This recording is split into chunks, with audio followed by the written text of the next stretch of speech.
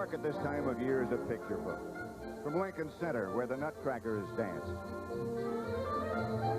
to the Radio City Christmas Spectacular, to the snowflakes falling above Fifth Avenue. The city seems to transform itself into a holiday wonderland. And for New York's long-suffering pro football fans, there's a rare present under the tree this year. It's a playoff game. The Giants are alive in postseason for only the second time in 21 seasons. They've arrived on the strength of Phil Simms' passing. An outstanding defense keyed by Lawrence Taylor. In Los Angeles, meanwhile, there's less change in the city's appearance this time of year. Southern California's natural beauty less affected by the passing season. It's business as usual on the football field, too, where the Rams have made the playoffs for the 12th time in those last 21 seasons and made it on the wing feet of number 29, Eric Dickerson. Coming up, New York and Los Angeles in the California sunshine.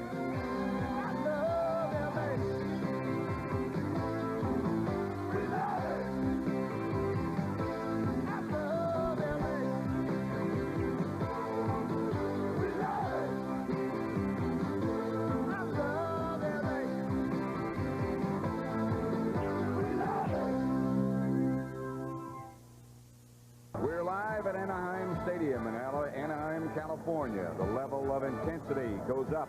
The atmosphere changes because this is the playoffs. From here on in, it's sudden death.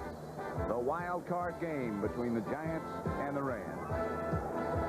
Good afternoon. I'm Pat Summerall along with my regular colleague, John Madden. John Robinson, the Ram coach, was talking with us yesterday. We asked him how he was going to approach the game, and he said, we will continue to do what we think we do best. How does he approach this game, John? Well, of course, what he does best is run Eric Dickerson right and left, 46 gap, 47 gap, plays like that. Now, what he says that he has to do, he said, if they only have 7 up, that means there are 3 linemen and 4 linebackers, they'll run Dickerson all day. Now, he said if they get the safety up, if they put 8 guys up, he said we're going to have to pass. Now, we talked to Bill Parcells. They do have a plan where they're going to put their strong safety, Bill Courier, up on the line of scrimmage. They're also going to use a 4-man line against them and slant everything towards number 81, David Hill. Because as Bill Parcells said, he said, we know Eric Dickerson's always going to carry the ball. The other thing we know is he always carries it towards David Hill. When the Giants and the Rams played in the regular season game, the Giants were held to only 8 yards rushing. They obviously were beaten soundly in that game. Now, how does Bill Parcells, how do the Giants plan to execute today, attack the Rams? Well, of course, he said one thing, that we want to get a little more running. He said we were just terrible that day. One thing, he's going to play Tony Galbraith more. Now, he's been the receiver coming out of the backfield, but today he's going to be more of a true running back. That's one thing he wants to do. He says we just have to be able to run a little. The other thing is not have Phil Simms hold the ball so long. He said the last time he was trying to throw deep too much, so the medium range passes. He said today, he said especially to start, we want to throw those short little things where he can come back, set up, boom, get rid of the ball right now. So I think we're going to see that type of the game, at least early in the game. It is a beautiful day in Southern California. Temperature 67 degrees, humidity 45%, wind southeast at 5 miles an hour. It's supposed to stay beautiful. Couldn't ask for better than that. Bright sunshine. The Giants will kick off. That's Ali Haji Sheikh, who's ready to do it. Drew Hill and Barry Redden are back deep for the Rams. It'll be Redden at the Ram 15, and he can be dangerous. At the 30. The lineups in this playoff game, wild card game. The Rams offensive backs and receivers, Jeff Kemp, the quarterback, Eric Dickerson, the running back. The U-back is James McDonald. There's a penalty on the play, by the way. Drew Hill and Henry Ellard are wide. Up front at tight end is David Hill, Irv Pankey, Kent Hill, Doug Smith, Dennis Hara, and Bill Bain, the offensive linemen, and they're all huge. That penalty is going to be against the Rams, Pat. It'll be one of those holding penalties or blocking from behind above the waist. That'll put the Rams 10 yards deeper in the hole. After I get through, the next voice you hear is from Ben Bright. Number 51.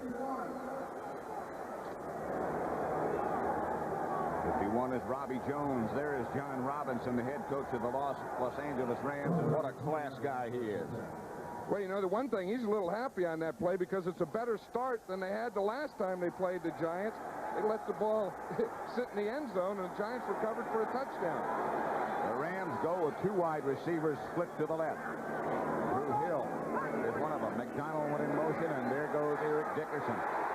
Swarmed on by Carl Banks on the first play, a loss of about 4. On defense, the Giants will operate with a 3-man front. Curtis McGriff, Jim Burt in the middle is the nose tackle, and the other defensive end is Leonard Marshall. Banks starting at linebacker along with Reasons, Carson, and Taylor. In the secondary, Mark Haynes, of course, is out. Kenny Daniel takes his place. Perry Williams at the other corner. Bill Courier and Terry Kennard, the safety. They go with a standard defense. In motion is McDonald. Back to throw is Kemp. Incomplete. Intended for Drew Hill. Perry Williams and Terry Kennard over to defend. It was interesting, Pat, the way the Rams started. The Giants were 7 up. They didn't have a secondary man up. They did run towards David Hill on the first play. Now, with Jeff Kemp being the young quarterback that he is, the Rams don't like to force in this situation. So even though they're 3rd and long, this could very well be a running down to Eric Dickerson. They don't like him to throw when it seems he would have to throw. Drew Hill is wide to the right. Henry Ellen wide to the left, and they do run with Dickerson. And they get about 3 yards, they'll have to punt. Lawrence Taylor and Jim Burt on the stop of Dickerson. That's something we'll be watching, something that John Madden pointed out to you. The Giants had gone through 6 game films, and every time the Rams run that sweep that they ran on first down, except once, they ran it at number 81, or in the direction of where Kent Hill was lined up. David Hill, I should say. Good punt this time by Misco. Lionel Manuel is chased all the way back to the 30-yard line as Misco is happy about a 49-yard punt. No return, so that's the net. That's a good stop for the kicker.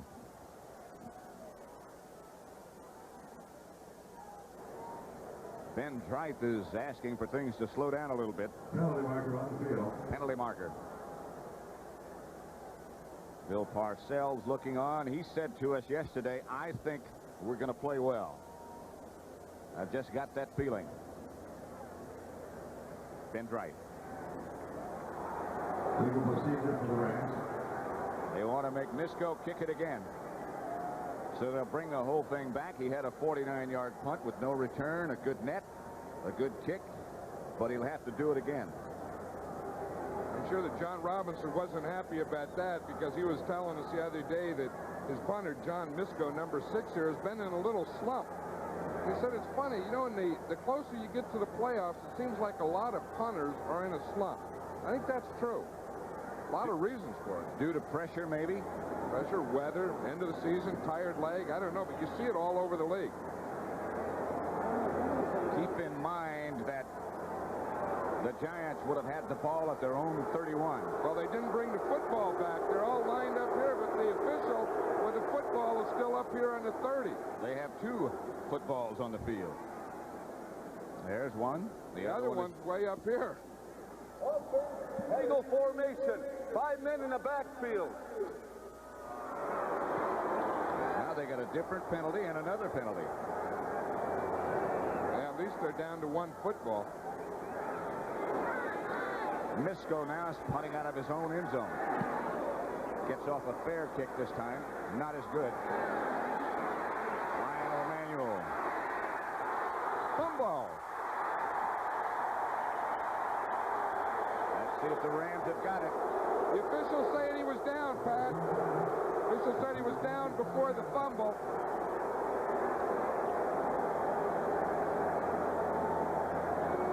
Lionel Manuel has just started returning punts. Phil McConkey's been out for 3 weeks, a regular punt returner.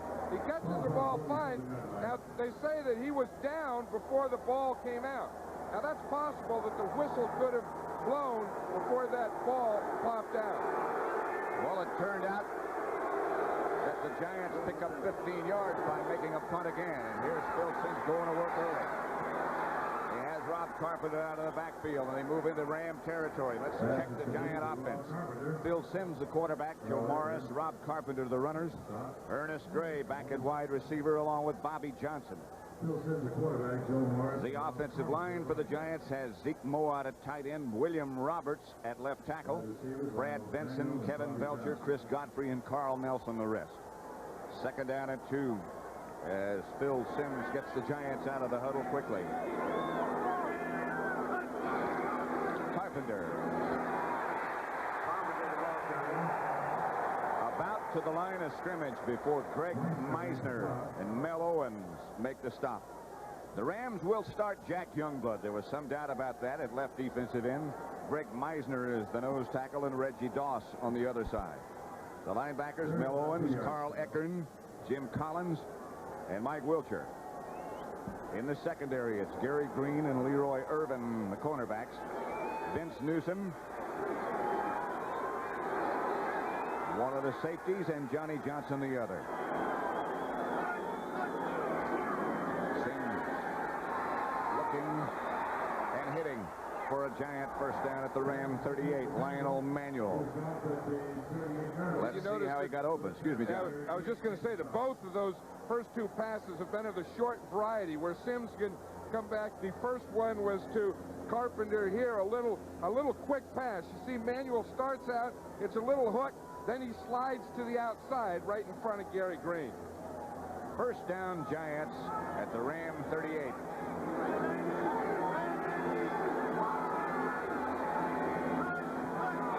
Alberth in motion.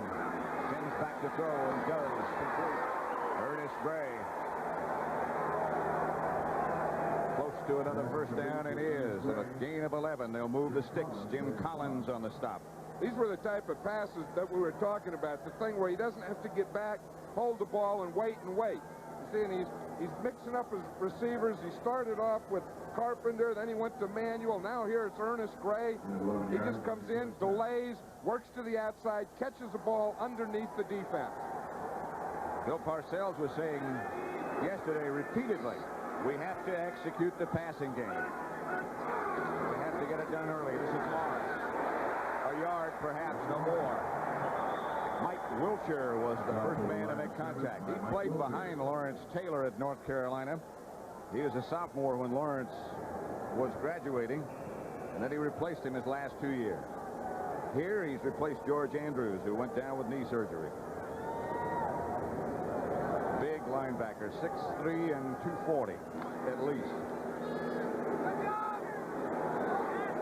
Regular grass, no artificial turf here at Anaheim Stadium, the home of the Rams. Wild card game. Simms back to throw, has time, now has to come out of the pocket, now goes deep.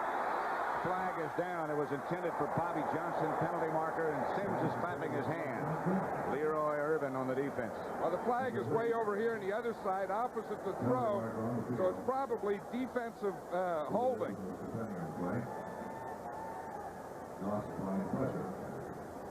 John Robinson looking on. Sure, he doesn't like this start. Defense, number 50, illegal contact. That's 5 yards, and that's a first down. Jim Collins, the leading tackler for the Rams. He's had a super year. John Robinson was saying that Jim Collins is his best defensive player right now. First down Giants at the Ram 21 with 9:59 left in the first quarter, and Rob Carpenter is the lone setback. Albright goes in motion. Carpenter, who barrels down to about the 15, a pickup of about 6. Vince Newsom made the stop. I like what the Giants are doing here early on this drive. They have very good mixture. You know, they're throwing the ball right, they're throwing it left, they're throwing it inside, they're running. They're really having a nice mix-up here. Watch the play coming right here. It's a little trap, and then on the other side, Galbraith trapped the other side, and then Carpenter was able to cut back. Here comes Galbraith in motion again. Simms lost it. Giants got it back. They wasted a play. Recovered. All the Giants. Benson recovered. Kevin Belcher made the recovery after Sims couldn't handle the snap from center. You can see it here, the ball never got up. It could have hit Belcher on the right knee as it went up. I've never seen that one before. I've seen them where they don't get the hand all the way up. But I've never seen him hit his leg. Zeke Moat is lined up in the backfield. Lionel Manuel is wide to the left. Flags go down everywhere. Youngblood jumped, but it looked like he might have been pulled offside. Sims never got the offense set up 63 quite. offense. Ball start. Carl Nelson moved early. I think Carl Nelson moved real early. He was about 4 steps into his back pedal. See if we can watch it. Here's Carl Nelson right here. Now he has to block Jack Youngblood. He's thinking about it. He's already back a little. He's going to get an early start. See him? 1, 2, 3. He was 4 steps back. He said, that's a way to keep him off me. That's what Youngblood's reputation will do to you. 3rd down and 9. Rams show a blitz. Then they don't come, and Sims goes. Incomplete, no penalty flags. Ernest Gray, the intended receiver. Sims thinks interference should be called. He runs downfield to talk to the officials. Gary Green was the defender. And we'll have to have a look at Ali Haji Sheik. I guess that's a negative approach. Have to have a look. Have to have a look. It's been a bad year. Did you see Phil Sims run down there? Remember a game about a month ago, he ran down there and he got a penalty called on him doing that. So he pulled off a little today. That was against Philadelphia. 37-yard attempt by Ali Haji Sheik with Jeff Rutledge holding. This part of the field is rather slippery. That looks like it's plenty far enough, and it's plenty good enough. The Giants move on top. A rather odd opening series, but it's 3-0 Giants with 8:28 left first quarter. Light up your eyes, unwrap your smile. Let your arms undo the miles. Bring your heart back home and find that special face. Decorate your time with laughter. Let the hours live ever after. In the past 40 years, Chevrolet has brought more people home for the holidays than anyone. Have a happy new year, America. The phones you lease from AT&T have to earn the name Old Reliable. We test them to make sure they're tough enough to survive almost anything you can dish out. And that's why, if there ever is trouble, AT&T will replace your leased phones free at our phone center, or just call toll-free. AT&T will worry about the hang-ups, so you won't have to. AT&T Consumer Sales and Service. We're at Anaheim Stadium. Pat Summerall and John Madden not too far away. The snow-capped mountains. Orange County. On a beautiful Southern California afternoon. 3-0 Giants as the sheet kicks off. Barry Redden at the goal line. He had a little alley, but it was shut down in a hurry by Larry Flowers, who really put a wham on Barry Redden. You know, special teams is always a big part of football, but when you get into playoffs and championship games, these are the areas where games can be won and lost. You need guys like Flowers, you know, that get down there, get away from blocks, just as that thing, just search out the ball carrier, feel for it, and then whap, come in and do something about it. Larry Flowers, 4 years of pro from Texas Tech. One of the things that the Rams said, John Robinson said yesterday, is our special teams outplayed their special teams when we beat them the first time. Larry Flowers doesn't know about that. Gets back to throw on first down. Has time. Throws it out to Dickerson, who heard the footsteps of Lawrence Taylor and couldn't hang on. You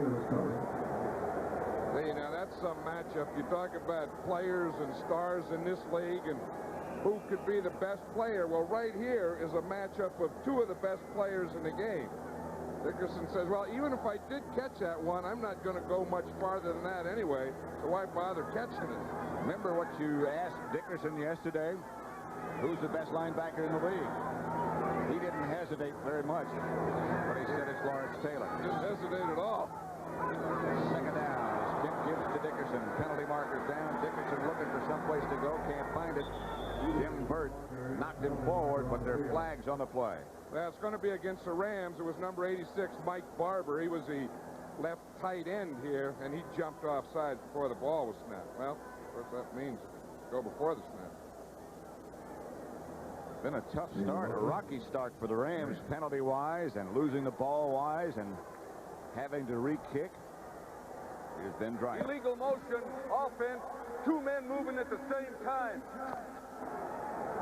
There it is right here. We'll see Mike Barber, the end man, the nearest guy right here. You see him jump there? Yep, can't do that. A little nervous. You know, a lot of that has to do with being in a playoff game. Everyone's in the locker room. They get excited. Come on, let's go, let's go. And I got those little things you usually get early in a game. That's the fourth penalty against the Rams already. They give to Dickerson. He gets nothing as Jim Burt and Leonard Marshall knock him down. You know, we were talking about 7 and 8. Here's what we're talking about. You see, we have 1, 2, 3, 4, 5, 6, 7. Now that's 7. Now that means that the rest of the secondary is back off. So this is a look that the Rams really want to run again. Now if they get another safety up here, then it's a tough thing. See, so that's the 7 look. An 8 look would be that look with a safety up. On third down, here go the Rams running, and here comes Dickerson. He barrels out to the 25. Harry Carson puts him down. A gain of about 6, but not enough for the first down. The Rams will send Misko on to punt again. They're going to have number 53, Carson, shadowing Dickerson all day. 9 yards. Misko on punt formation. Here's Misko. Lionel Manuel back deep for the Giants, standing at his own 34. Misko end over end. It'll bounce. Bounces to Lionel Manuel. Rams special teams are the best in the NFL. Ivory Sully was the first man down, and it usually is Ivory Sully. 31-yard net on the punt. 6:57 left in the first quarter. 3-0 Giants. Although it's across the country, there are still some Giant fans here. Some Giant hats right in the middle of the crowd in Anaheim, California. First down for their team at their own 42. They lead 3-0. Galbraith in motion and Sims back to throw. Has some time, has a man. It's Dick Mowat. Enough for a first down at about midfield, just shy of midfield. It is not enough for a first down. Beg your pardon. It's a gain of about 7. Yeah, I don't know if they have a deal in this league where they give a most improved player in the league, but if they did, this guy here, Zeke Mowat, would probably get it. Well, he's gotten some recognition in the voting for the Pro Bowl. He finished 4th. 2 guys who are going to the Pro Bowl are Paul Kaufman and Doug Cosby. Here's Carpenter straight ahead. Midfield, Jim Collins stopped him there. It'll be a third down and about 2. You know, pretty soon I think someone will start airing it out. Maybe not in this quarter, but what we see here thus far is 2 very cautious football teams. You know, and they're starting out, they don't want to make a mistake. They're not going to force anything. They don't want to do anything dangerously. All they're doing is just kind of feeling each other out, sparring like the first few rounds. Eric Dickerson looking on, 3rd and 2, and the Giants will go with a spread formation. Tony Galbraith back there with Phil Sims. Here comes the blitz. Sims chased and hit and down. Carl Eckern with the Rams' first sack.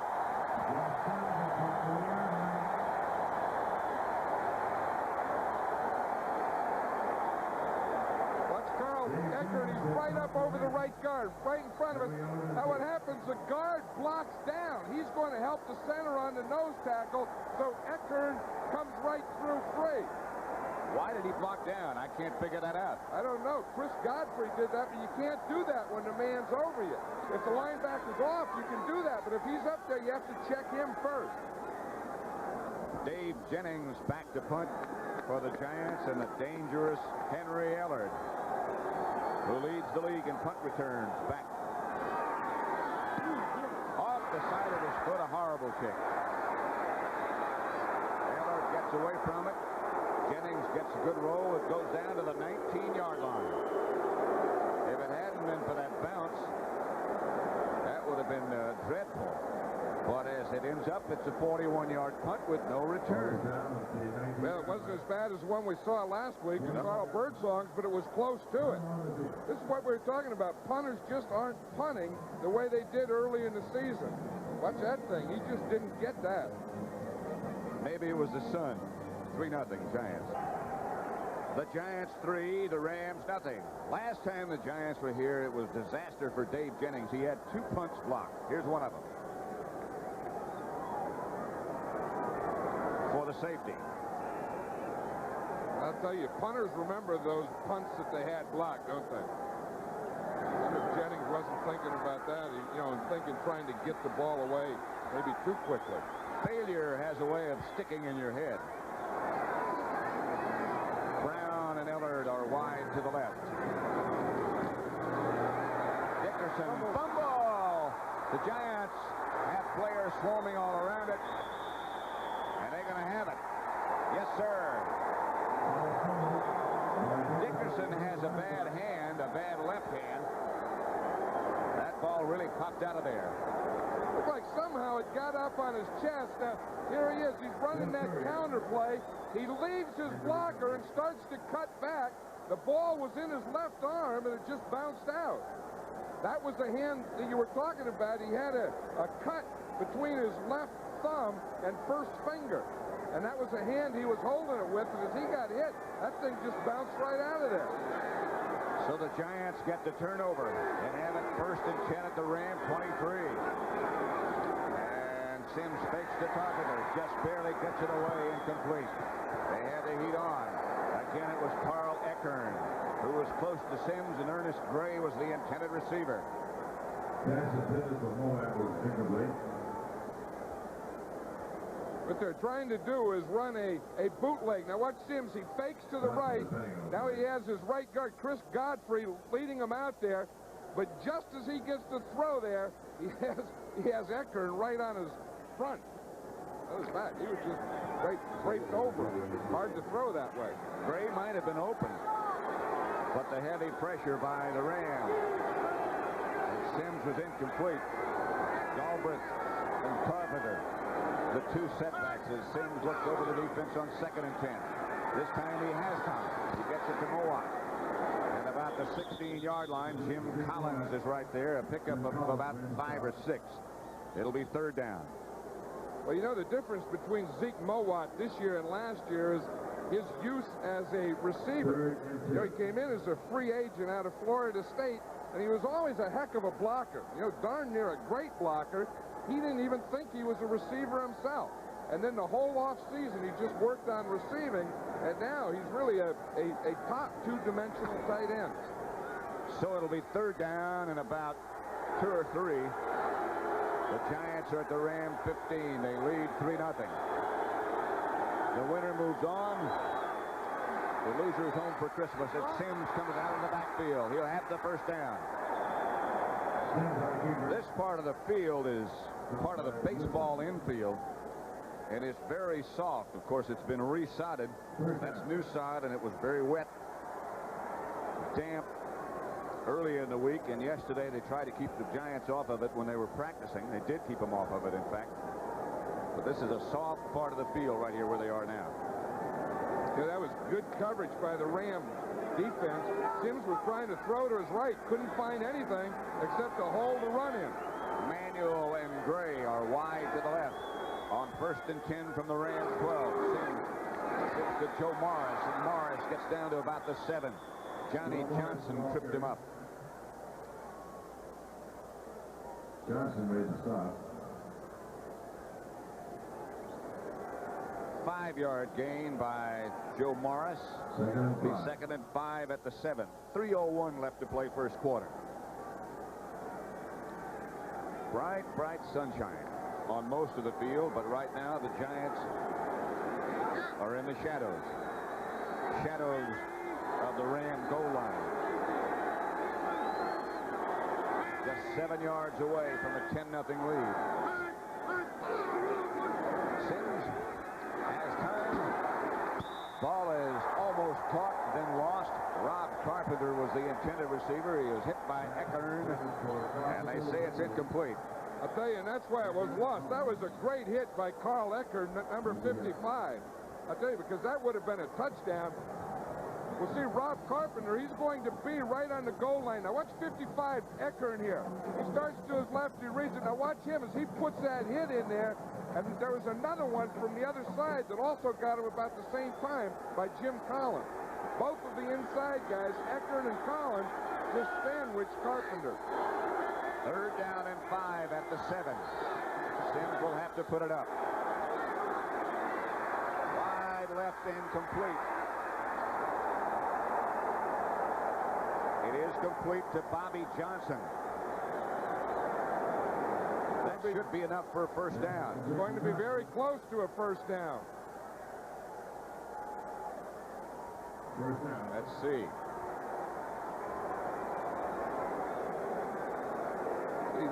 These young wide receivers of the Giants have really made them a different team this year. Like Bobby Johnson had both feet in, and then look, he dives. You can see that he has the first down there. He knew where that marker was, and he made a nice catch on that ball, but even a better run and a dive at the end to get the first down. First and goal at the 1. Carpenter going for it, doesn't get it. Carpenter wrapped backwards at the 1, right at the line of scrimmage.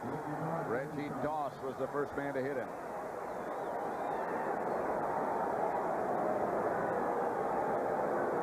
But watch this. They come in there and they're going to trap DeJournay in there, number 70. See, they let him go. They get the trap there, but there's no hole for Carpenter. The linebackers just fill right over the top. There was just no place for him to go and nothing for him to jump over.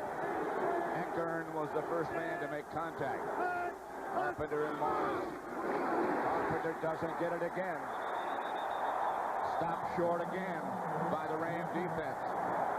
He tried to go airborne and was grounded.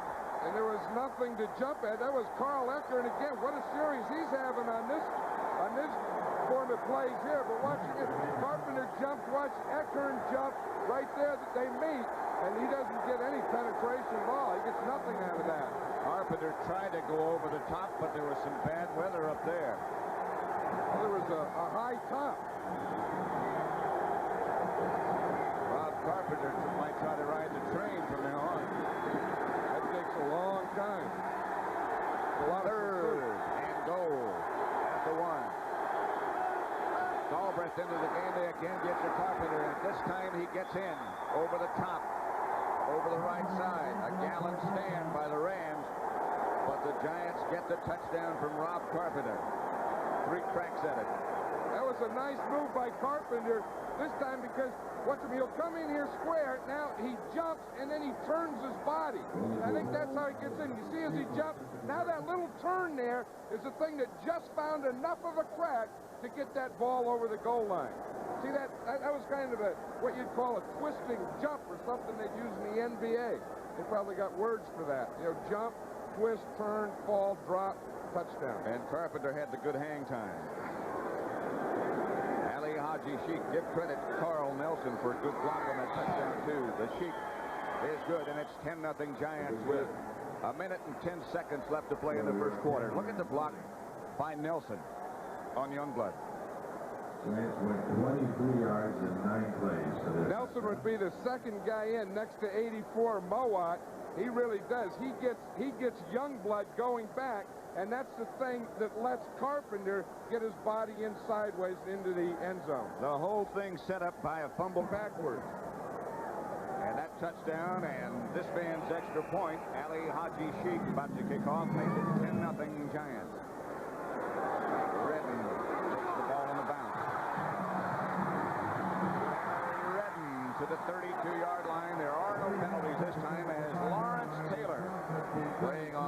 Special teams makes the tackle. 27-yard return by Redden. Here comes Lawrence Taylor when the other team has the ball. He's in on most of the tackles. Bill Parcells says, I'm going to put him on the kickoff coverage and the punt coverage because we need this one, and there's nothing to save these guys for. He's a pretty good guy not to save. Why not go with your best when the stakes are this high? 1st and 10 for the Rams at their own 32. They trailed 10-0.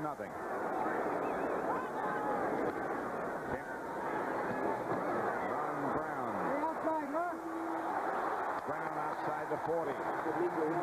Close to a first down. Gary Reason's out to make the stop. This is the thing that John Robinson was saying, and he wants to do, is he said, we want to be able to get the ball to Ron Brown because he has that great speed. Remember him from the Olympics. Get the ball out there on a screen, get the line out in front of him, and maybe a little short pass can turn into a big gain. That time it's just about 10 yards, but you throw enough of those to Ron Brown, and one could go 70 or 80. Good block by Doug Smith, the Rams center out there. First down, and that's the Rams' first down. 42 seconds left in the first quarter. Well, the Rams just haven't gotten going yet. You know, they're just like they're still in the pregame warm-ups. They're having penalties, Dickerson fumbles, and this and that. And they haven't gotten any fluidness to them yet. Brown and Ellard both split wide to the left this time. Lawrence Taylor showing blitz, and here he comes. This time he's picked up by Pankey, and Kemp fires deep for Henry Ellard, complete, but there's a flag on the play. They're going to call it against the Rams. Kenny Daniel on the coverage. Ellard is down.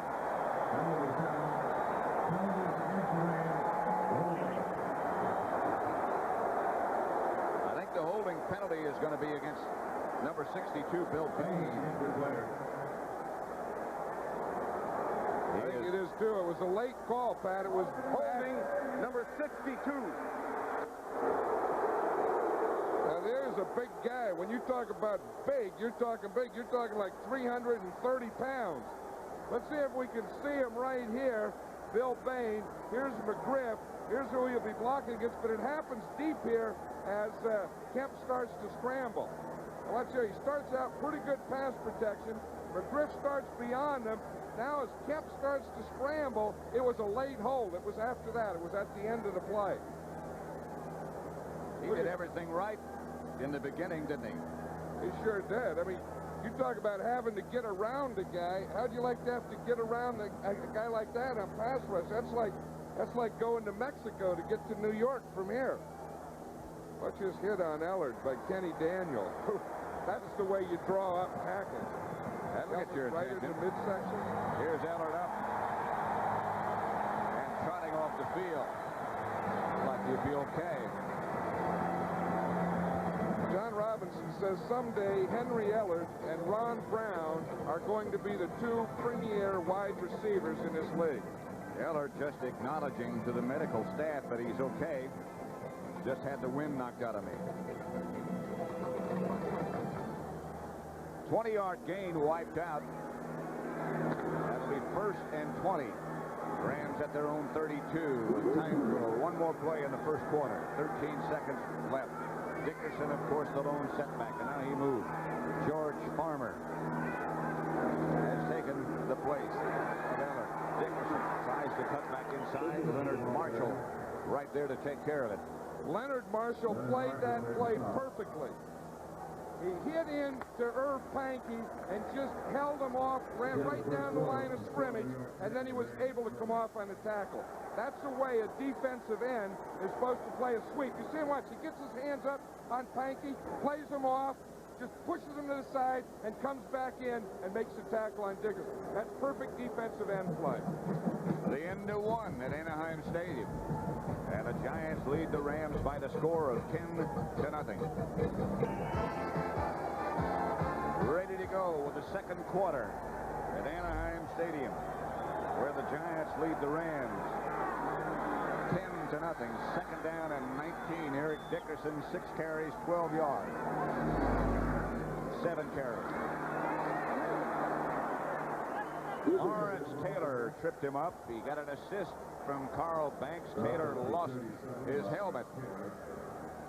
This is a play that the Rams call 47 gap. We see Gooman starts in. He's going to block Taylor, starts a block, then he goes to a hold.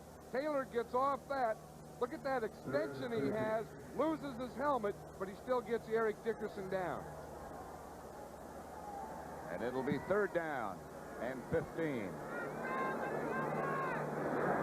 Henry Ellard back in the game. He just had the wind knocked out of him. Kemp retreats to throw. The Giants on a blitz. The penalty marker is down as Kemp scrambles. Doesn't get the first down. Gets out to about the 46 before Harry Carson trips him up.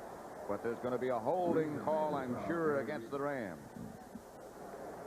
I think there's 2 flags on it. Lawrence Taylor is playing the left side. He usually plays the right defensive side. I think they expect more at Dickerson from this side. The Giants are playing Taylor over on this side, number 62. And he was blitzing from that side. The holding, again, was against Bill Bain. Giants take the penalty. Bill Bain has had a good year. Picked on some of the all-pro teams, going to the Pro Bowl. Done a good job. 6 penalties against the Rams. They've lost 45 yards, and they've been crucial. Let's watch it again. There's 62 Bain there. Again, it looks like he just, as he started to go down, he just pulled George Martin down with him. That was a takedown, a tackle. 3rd and 27.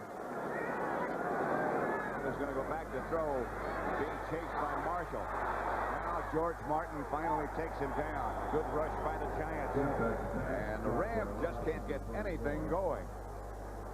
Misco on the punt again. Well, as you said, in the first 6 carries, Eric Dickerson only had 12 yards. That's not establishing that. And that's their offensive football. The Giants are playing very good defense against the run, making the Rams pass, and the Rams right now are not a passing team.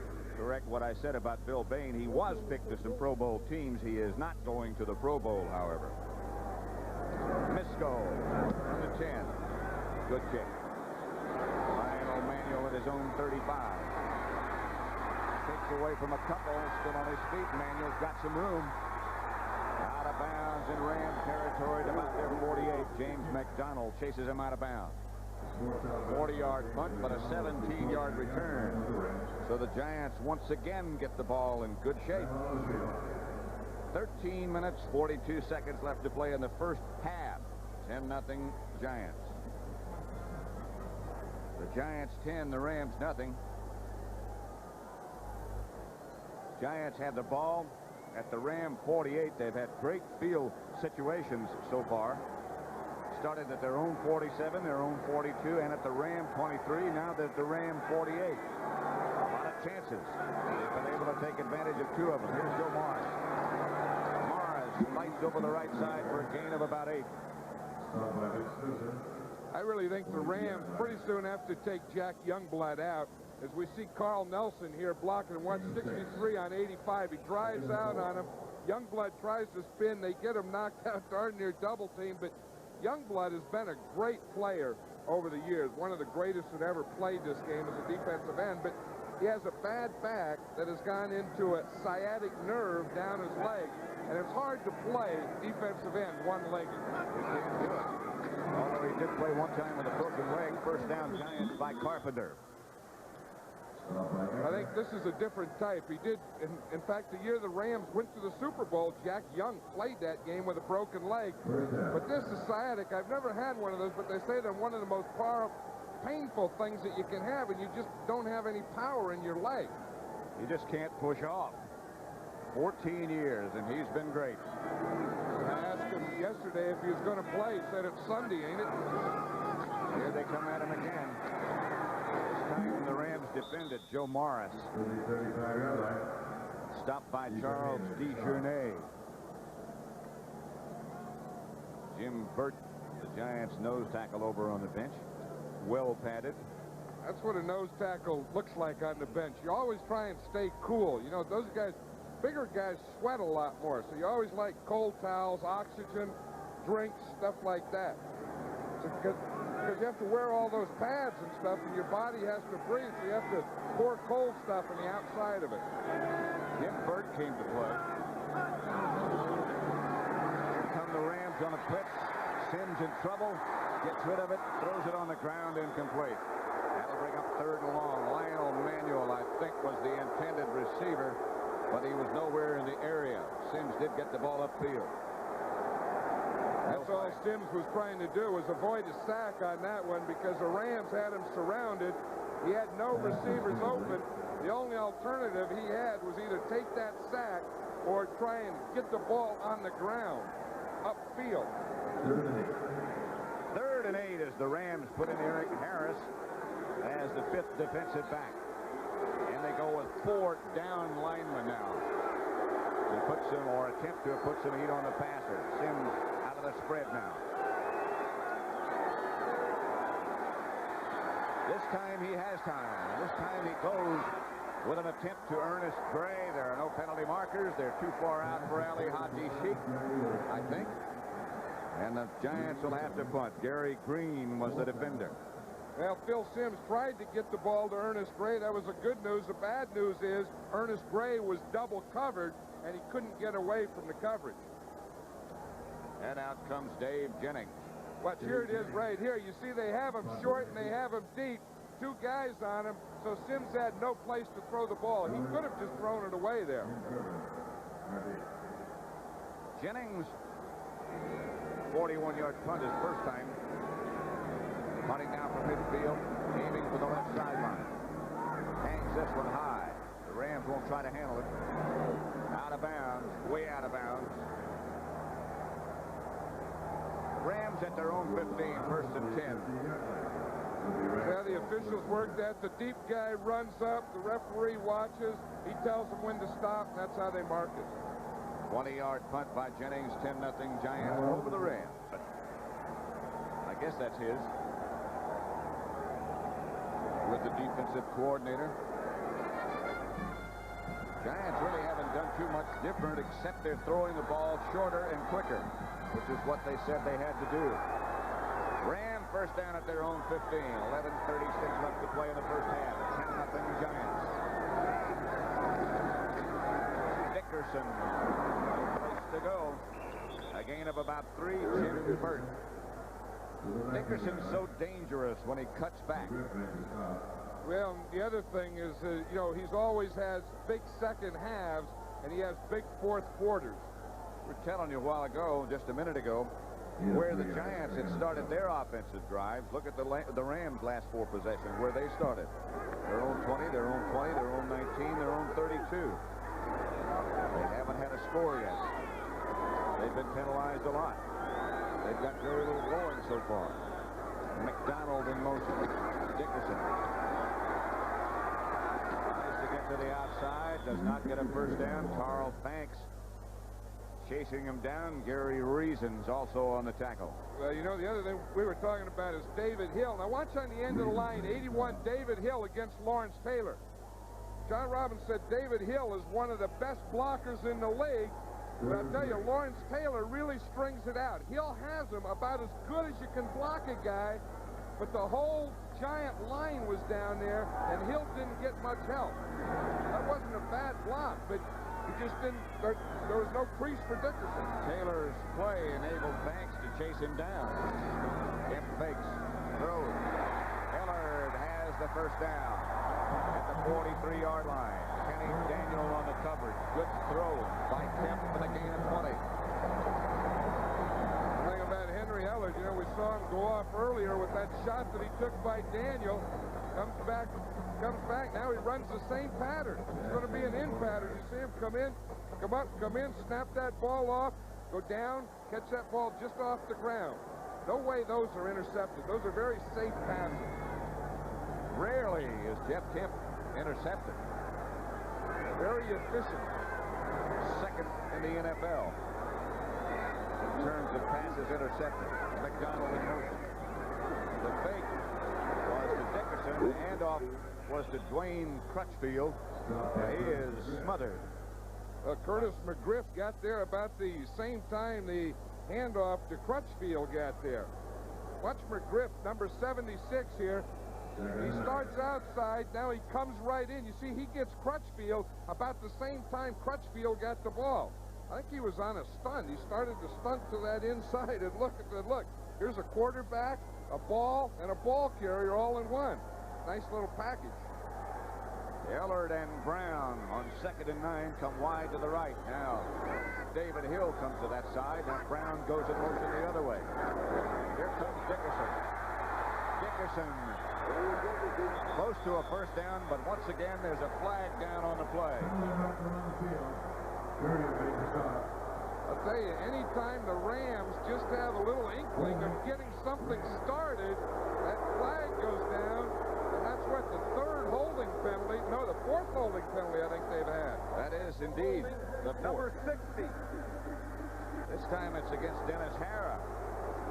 Well, the ball was run to that side. It wasn't run over Hara. It was run outside of Bain. Off tackle. That would have been Dickerson's longest gain of the day, but it's holding against Hara.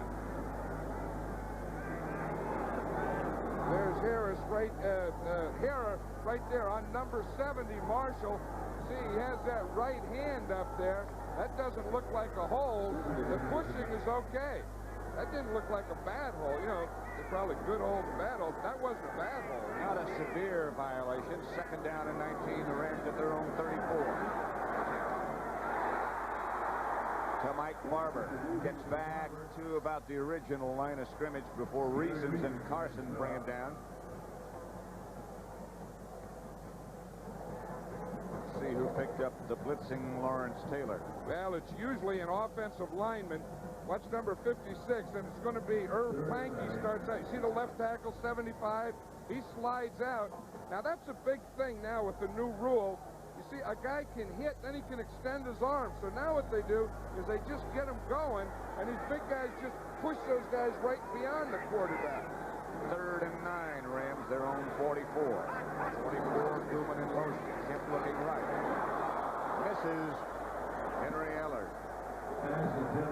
Way over his head. Terry Kennard was close. But the Rams, one more time, will have to punt. It looks like Ellard was going inside, and Kemp was throwing outside. Like some kind of miscommunication. John Misko. Punted 3 times. Lionel Manuel standing at his own 16-yard line. We have 7:50 left to play in the first half, and the Giants leading 10-0. Misko gets off a good one this time. Stay in the air a long time. Manuel signals for the fair catch. Does it. At his own 25. 31 yards net on that punt. Giants will take over at their own 25-yard line. 10-0 they lead. What happens on a punt coverage team. Now here's Mike Pleasant. He's a rookie from Oklahoma. Now he's the only guy that can go when the ball is snapped. So you always have 2 guys on him. Now these 2 are going to be on him. Now watch that battle as they go downfield. When they knock him down, see Pleasant starts to the inside. He's still got the double team. They knock him down. Now all 3. Now they all bounce up. Now they hit him again. That's Pete Shaw there. Elvis Patterson is getting hit there by Pleasant. But that's the type of thing that goes on all the way down the field to the outside guy on punt coverage. Well, it's not a very pleasant trip. Sims intended for Galbraith. Incomplete. Sims indicating at the sideline that he was open, but it was my fault. I just missed him. Bad throw. Or maybe a bad read. I think he was saying that the pattern was okay. It was a good call. I liked that play, and it was just my fault. It didn't work. So don't give up on that one. You know, a quarterback will do that. Ron Earhart, the offensive coordinator of the Giants, is up in the press box. He calls a play, and a quarterback will let him know when they like something. You know, I like that one. Stay with it. Come back again. Sims is 6 out of 12 at 2nd and 10. He'll try to throw again and does. This one's caught by Mowat. Scrambling for a first down. He might be a little bit short. Gain of 9. He might be a yard short. Zeke Mowat looks like a different guy this year. Last year, you know, he was just happy to be there. He was a blocker. Now, just the way he runs the patterns, the way he carries himself. Look, double coverage. Guy slides down, catches it, turns, dips his shoulder. you can just see confidence in that guy now. He looks like a different person on the field. 3 receptions, 23 yards. They need a yard for a first down. Youngblood, by the way, is out of the game now, and Doug Reed has taken his place as they hammer the right side. Joe Morris does for a first down. Joe Morris, the ball carrier, carries for the first down.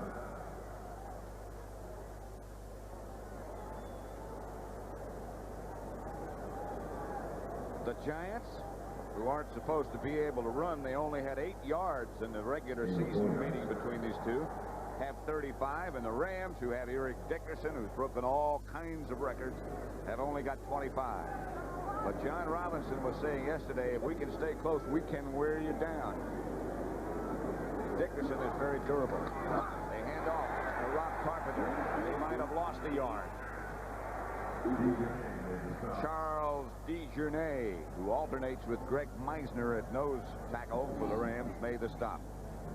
That's one of John Robinson's philosophies, and it always has been, that you get the ball and you use the first quarter and the first part of the third quarter to wear the defense down. Wear them down, and then at the end of the third quarter and in the fourth quarter, that's when you really get them. That carries over from the days at USC when they had all those great tailbacks. And here again, he has a great tailback. Sims back to throw. Rams on a blitz. Sims is chased. Gets it out to Carpenter. He's chased down by Mel Owens. Good play by Owens because Carpenter had some green grass in front of him. I think Owens saw that and also realized it, and he knew that if I don't get him, no one's going to get him for a while. No gain. I tell you, he really bursted on that thing, number 58, Owens. Watch this. We see Carpenter. See, he fakes like he's going to block. Then he slips out there. Owens sees it, and watch him now. He knows it. I better get him. So he gives that full extension to get Rob Carpenter down. 3rd and 12. The Giants at their own 36 put Sims back in the spread formation. He has time this time. Now he doesn't. He's taken down by DeJournay. Second sack of Sims. DeJournay came flying out of nowhere. It looked like Sims was going to have a lot of time, and all of a sudden he didn't. I tell you, DeJournay is just right over the center. It's just a 3-man rush. Now watch him. He breaks through right off the bat. He starts in. He just goes right to the left. Then he does the spinner. See, he had a double team. Comes off the spinner, starts to the left, spins around, and then when he got finished spinning, he was right in front of Phil Sims. That was one of the best spinning moves we've seen ever. It was a great spinner against the double team. Jennings gets off a good kick. Henry Ellard retreats to his own 27. Ellard to the 41. Joe McLaughlin made the stop. 33 yards net. Jennings' punt was 47. The return was 14. 10-0. Giants leading. Pat Summerall and John Madden at Anaheim Stadium, where the wave is flowing around. And the Rams will operate in their best, at least start from their best field position of the day, their own 41-yard line. 10-0 Giants leading. Dickerson over the right side has some room, and Dickerson has the Rams first down in Giant territory before Harry Carson can take him down. A gain of 11. They finally broke that play. That's that 47 gap where they have the off tackle, Irv Pankey, and the off guard, Kent Hill. You see them pulling? They're going to come here. Little counter by Dickerson. Takes the thing, comes off the second block right there of Pankey. Now he has a big wide hole and got him through there for the first down. That was an overpowering block by Pankey. He just smothered Gary Reason. First down in Giant territory for the Rams. Their own at the Rams, Giant 48. Kemp outside to Brown. Brown breaks one tackle, breaks another. Stays on his feet inside the Giant 30 to the 28. Leonard Marshall finally took him down. These are the types of passes that Jeff Kemp throws the best. You see Ron Brown out there to the left. He's just going to run about a 10-yard out, gets up over Lawrence Taylor's head, and then he has The good move there, he has a spinner, gets about 2 more yards, then he has another spinner. He had a double spinner on that. That's pretty good for a guy coming from the Olympics. 1st and 10, and Brown is out. Drew Hill has replaced him. Dickerson, the only running back. He's about all you need. Dickerson hammers to the Giant 22 before Bill Courier can take him down. That's the toss play. They only have about 4 plays to each side in their repertoire, but they run them well. Well, it's Dickerson right, Dickerson left, 46 and 47 gap. That's the off tackle. This is toss 48 and 49. 49 here. Just toss it out there to Dickerson, and he just runs around the outside, gets a big push, some good blocks out there. 2nd down and about 3 at the Giant 22. Clock running with 2:14. This will be the last play before the 2-minute warning. Dickerson hammered. Leonard Marshall played it extremely well.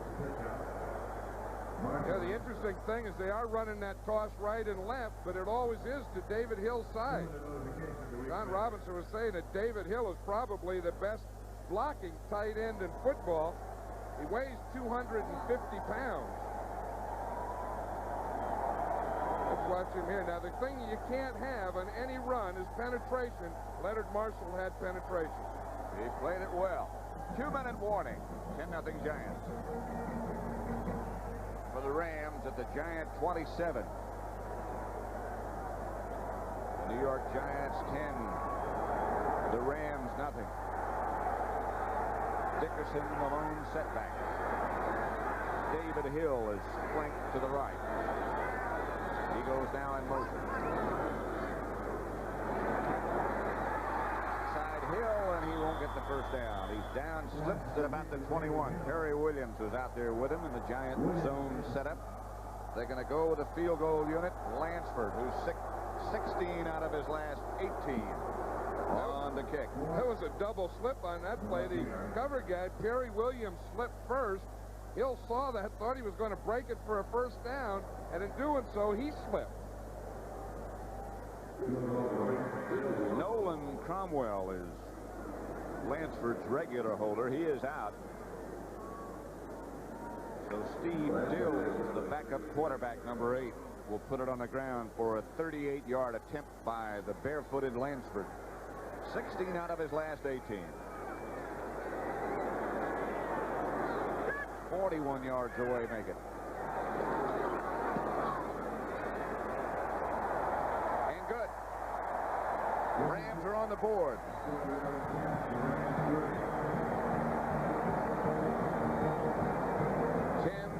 For the Giants, 3 for the Rams. Both teams have all of their timeouts remaining. A minute left, 1st half. Giants 10, Rams 3. Field goal by Lansford, who's about to kick off.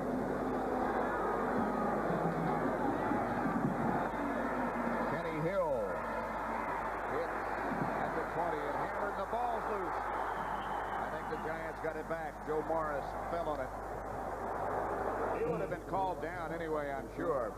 He was knocked backwards. Giants will take over with 52 seconds left on the clock in the 1st half. And they lead 10-3. It was Morris who came up with it.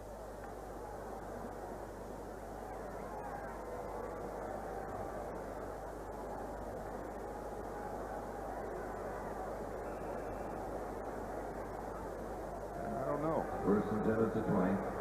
Might have been a fumble.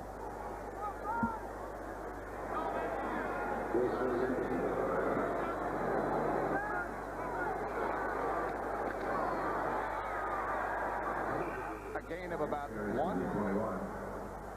Jim Collins made the stop. By Carpenter. Jim Collins made the stop. DeJournay was in there. He penetrated, and he hit Carpenter in the backfield before he got started. Looks like the Giants are going to be content to take that 10-3 lead to the locker room. I think so. I think when you play a whole 1st half and you have that conservative type thing where you're not going to force it, you don't wait until the last, inside of a minute and go for everything in 80 yards. now as they try to get over the left side. Carl Eckern on the stop, along with Reggie Doss. Clock continues to run. That's what the score is going to be. Well, they stopped the clock now with 4 seconds remaining. 10-3. Los Angeles, first timeout. Rams take this timeout. Don't know why. Giving that extra effort makes winners. Be All You Can Be, sponsored by the U.S. Army. The same dogged perseverance that typifies the play of number 82, Paul Kaufman, is also symbolic of his career. After signing on as a free agent with Green Bay in 1978, the big tight end spent a full season on the sidelines.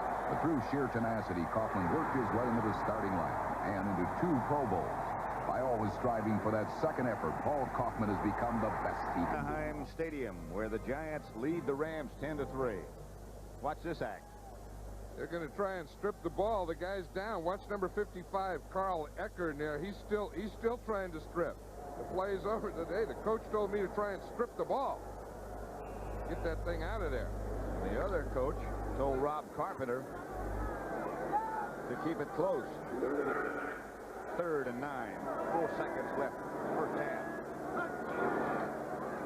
Sims back to throw. Got it complete to Carpenter. That'll be the last play of the first half. Mello has knocked him out of bounds, and the Giants and Rams will head for the locker room. Coming up at the half. Coming up at the half, Tom Landry will be live from Dallas with Brent Musburger, and a first half analysis with Brent and Dick Vermeil. Right here at Anaheim Stadium, Pat Summerall and John Madden, where the Giants lead 10-3. So the Giants with the lead here, Dick Vermeil, at the half, 10-3. Important for the Rams to get that field goal on the board. Tell me, as an ex-coach, do you miss it this time of year, the feeling of not being out there? Well, I miss leading people. You know, you're used to driving people, coaching them, getting them going, firing them up. And I miss that part of the game, but really I don't miss all the highs and lows. All right, well, let's welcome another man who's missing the playoffs for the first time in a decade, who is home with us right now, the coach of the Dallas Cowboys, Tom Landry. Tom, how unusual does it feel for you not to be either preparing the Cowboys for a divisional playoff or actually in the wild card game? Well, it feels really different, Brent. You know, we've been in it so many years, and now to be out of it and everything come to a quick stop, it's very unusual for us. Tom, I know this was an unhappy moment for you, but we're going to roll up in that key play of Dan Marino to Mark Clayton. What were your thoughts when you realized that he was loose on you and about to win the ball game and knock you out of the playoffs? Well, I couldn't believe it, really. I think after Tony Hill made his great play, I thought we were destined maybe to win this game, but Miami has a great team, and of course that particular play there was a big play for him. Both of our defensive backs ended up on the ground, but it was you have to give them credit. They're an excellent team. Tom, next year will you make many changes with the Cowboys? And I suppose I should specifically ask you about the quarterback spot. Gary Hogaboom has signed the new contract, and he said that he'd like you to come down to either he or Danny White. What are your feelings about that right now? Well, I think we should. This year was a very unusual year for us in the way we went through this year. But I think next year you must have a quarterback that he knows it's his job and when it starts, and we're hoping to find that through the training camp. Now, I know you watched the first half along with Dick Vermeil, and Dick, what about Eric Dickerson's big turnover in this game? Well, you know, Brent, you can never turn the ball over in that part of the field and come out looking very good, and that hurt him. That gave the Giants the field position to go ahead and get that score, and that's the difference in the game right now. All right. Tom, let's take a look at that particular play that we have, and what were your thoughts about the Rams against that Giant defense in the first half? Well, you know, I thought that the Giants had a tremendous psychological advantage in this ball game, Brent, because they got beat so badly by the Rams earlier, and then they played so poorly against New Orleans, so I thought they had a psychological advantage. I think that's what's happening in the first half. The Rams don't realize how tough they're going to have to play to win this game. All right, well, we're going to come back with Dick and Tom, and we'll talk about the second half right after these messages.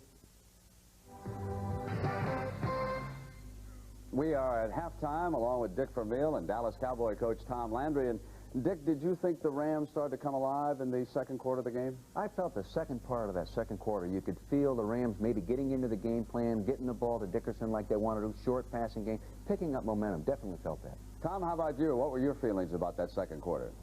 Well, I think they picked up, Brent. The thing that you can't do when you have a running football team is you can't be in 1st and 15 or 2nd and 20, and that's where the Rams have spent most of the game. But in that last part of the second quarter, they eliminated the penalties, and they were able to move the football. Dick, you have noticed a key matchup. We want to roll up the tape here. Leonard Marshall has been doing an outstanding job for the Giants. Well, the defensive line has been controlling the line of scrimmage, and you'll see here Leonard Marshall on Irv Pankey, number 75, controlling him and then working upfield and forcing Dickerson back into the pursuit, and they're doing a good job of that all the way along the line of scrimmage. You know, Coach Landry, how do you feel about a single running back like Eric Dickerson? If you shut him down, you haven't got too many weapons to go to in that backfield, do you? No, you really don't, but when you have an Eric Dickerson, you don't need more than one. He's a tremendous runner, and my feeling is the second half, if they can eliminate their penalties, then they're going to put a lot of pressure on New York before the game's over with.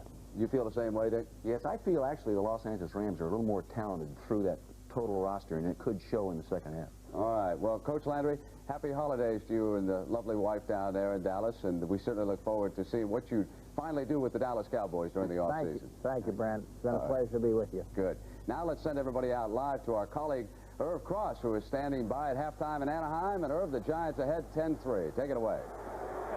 Brett, you know, we talked about the battle of the superstars early in the pregame show with Lawrence Taylor going against Eric Dickerson. And so far, Taylor's won the battle with 4 tackles, holding Dickerson to 12 carries and 37 yards in the first half.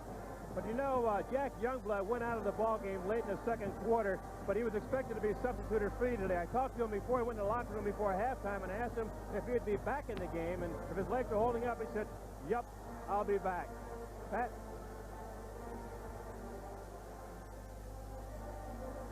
You know, John, I can't remember too much exciting about that first half. It seemed like nothing really happened. The Giants lead obviously 10-3, so something did happen.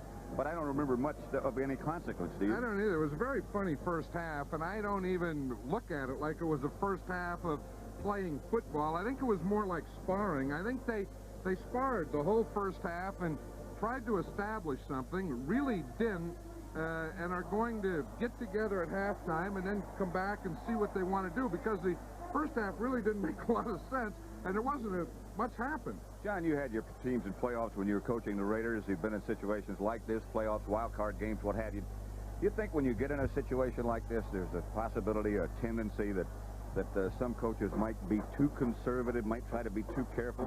I have the feeling that both of these coaches and both of these teams are a little too conservative. I also had the feeling that both teams were a little tight, especially in that first quarter. That's when we had the penalties, guys jumping off sides, those little things that shouldn't happen in championship football. I think that maybe in the second half, both teams will settle down, and maybe both coaches will open up a little more. I have that same feeling. Right now, both teams are back out of the locker room. The Giants lead the Rams 10-3. We have another half of this wild card game coming ready to go with the second half. That's the Matterhorn at Disneyland. Over in the distance here from Anaheim, not too far away. First half statistics: 8 first downs for the Giants, just 4 for the Rams, 38 yards rushing. They have pretty well contained Eric Dickerson, and that's what you have to do if you're going to beat the Rams. Well, you know, the other thing, the Giants passing is only 35 yards. I look at this second half that 1 or 2 guys have to get hot. I think if Phil Simms gets hot for the Giants, that's what they need. That'll be enough for them to win this game. On the other side, Eric Dickerson has to get hot for the Rams. I think if the first guy that does that is going to win this game. These 2 guys. Mike Lansford back to kick off as you look at Dickerson. Frank Cephas on the far side. Kenny Hill in the middle, number 48. And Joe Morris back there with him for the Giants. It goes in the direction of Cephas, and he'll handle at the 10. Hammered, but gets out to the 30. Hit by Ivory Sully. 10-3. Quarter, but he was expected to be substituted free today. I talked to him before he went in the locker room before halftime and asked him if he'd be back in the game, and if his legs are holding up, he said, "Yep, I'll be back." Pat?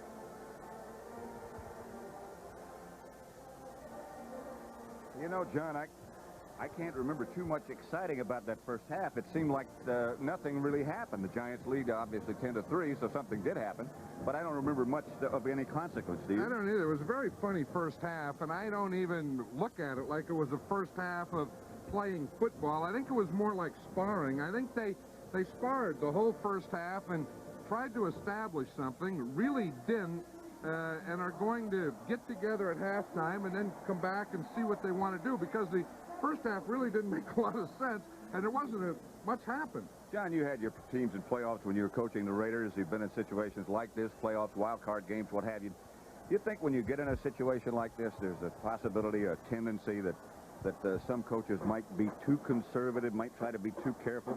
I have the feeling that both of these coaches and both of these teams are a little too conservative. I also had the feeling that both teams were a little tight, especially in that first quarter. That's when we had the penalties, guys jumping off sides, those little things that shouldn't happen in championship football. I think that maybe in the second half, both teams will settle down, and maybe both coaches will open up a little more. I have that same feeling. Right now, both teams are back out of the locker room.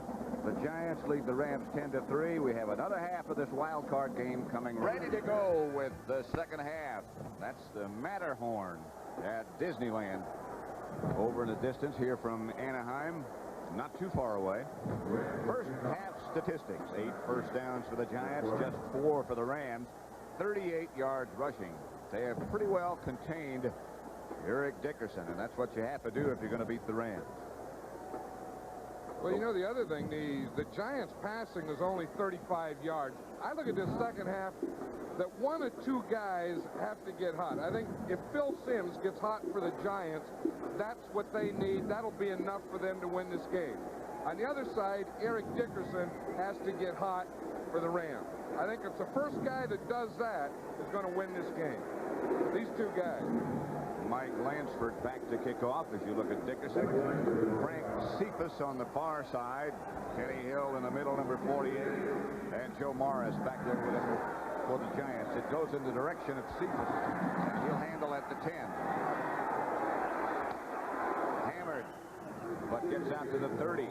Hit by Ivory Sully.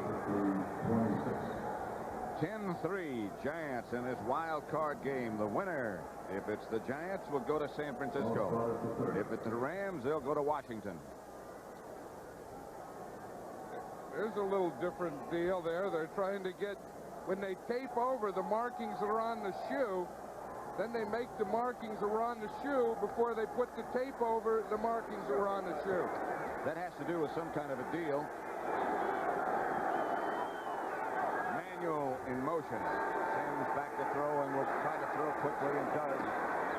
Zeke Mowat. A gain of 8. Carl Eckern made the stop.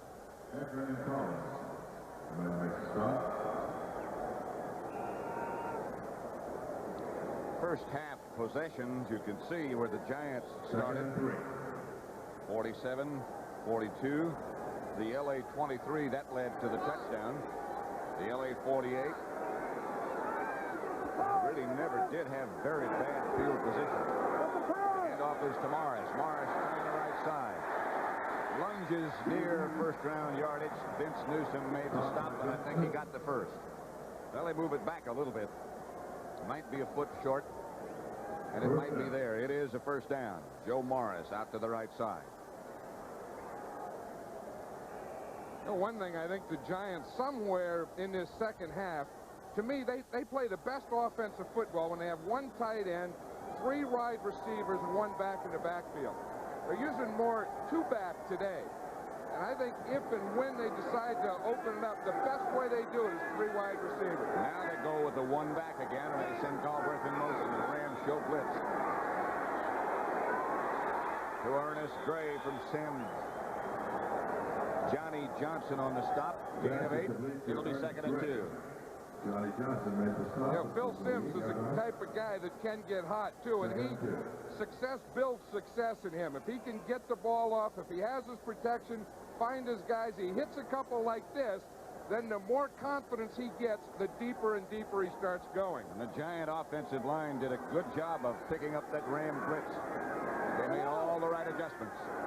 2nd down at the 49. Bobby Johnson is the man in motion. Rams on a blitz again. Carpenter. Close. Hit by Greg Meisner, the nose man. He's Well, close that to a time first down. the blitz up there, that was Gary Green, the cornerback, was coming on the blitz. Let's watch Meisner, number 67, the nose tackle over the center. He starts on there, 69, I mean Meisner. He starts on the center, starts riding Belcher down, and then plays off him to his right side. The 4-year pro from Pittsburgh. Third down and a foot. Or less. Morris hammers over the right side. A penalty marker is down. I think it might have been Youngblood who jumped. It was Jack Youngblood. That'll be against the Rams. It'll be a first down for the Giants. And Youngblood was trying to get down there low, get some penetration, get in that backfield, and he just started a little early. Defense, 85. That'll be a first down. The Rams have been penalized. Here's Youngblood again. I want you to see he was trying to get down and hit that gap between the center and the tight end. Just got started a little early. You know, sometime when you have an injury, we talked about Youngblood having that sciatic nerve thing, you lose a little of your concentration. And you try to compensate. They fake to Carpenter. Zeke Moat to the Ram 23 before Johnny Johnson can bring him down. Gary Green helped. They were talking about Zeke Moat and how much more confidence he has. Phil Simms also has a lot more confidence in Moat. You see that counter play? They fake the counter. The guard pulls out. Brad Benson pulls out in front. Moat comes across. Simms was looking for Zeke Moat all the way, and he hits him for a big play darn near down to the 20-yard line. That's a play that the Redskins discovered last year, and now everybody runs it. Moat's caught 5. This is Johnson in motion. To give the handoff to Morris. Stopped in the backfield by Reggie Doss. Good play by Reggie Doss, number 71. Reggie Doss did the same thing that Leonard Marshall did to the Rams. Again, you get that penetration, you get the defensive end into the backfield. Watch Reggie Doss here. You see he starts riding down, and then he gets up into the backfield. You see him. Morris has no place to go. He's just standing there waiting for him. He was working on William Roberts, number 66 of the Giants. Second down and 11. Line of scrimmage is the Ram 24. Rob Carpenter is the lone setback. Galbraith goes in motion. Here they come on another blitz. Simms going to get away. Get away. Knocked down in the end zone. No penalty marker intended for Ernest Gray. Johnny Johnson was the defender. That was an interesting matchup there, Pat. Two guys just coming off injured reserve. Johnny Johnson had a broken leg earlier. He was on the injured reserve. Ernest Gray just came off the injured reserve list. Now they're going man-on-man, step for step in the end zone. Look at that. 4 hands going up at once. That's good coverage. That is good coverage. He's right there. He's looking up at the ball. He knows where Gray is. Gets his hands on the ball. A 3rd and 11 situation from the Ram 24. Now they have those 3 wide receivers in the game, and Simms starts to show him spread. Now he starts back up, and now he backs up again. Simms has time, gets it outside to Galbraith. Shakes one tackle, shakes another. Is brought down at the Ram 20 by Greg Meisner with an assist from Jim Collins. Here's what a nose tackle has to do on a pass. Watch Meisner, 69 there. He starts a rush. Now he sees it's a pass down the line, so you don't run in behind. You just lumber right down the line and see if you can find something down there. He did that time. He found Galbraith. Stopped him from getting a first down. They can kick a field goal. That's pretty good hustle. You got to want to get there to do that. 39 yards away. There's Ali Haji Sheik. Good. 13-3. Giants. John Robinson looking on. He can't be too unhappy with his defense, although the Giants did get a field goal out of it. Parcells looking on anxiously. Thank you, sir. Thank you, Sheik.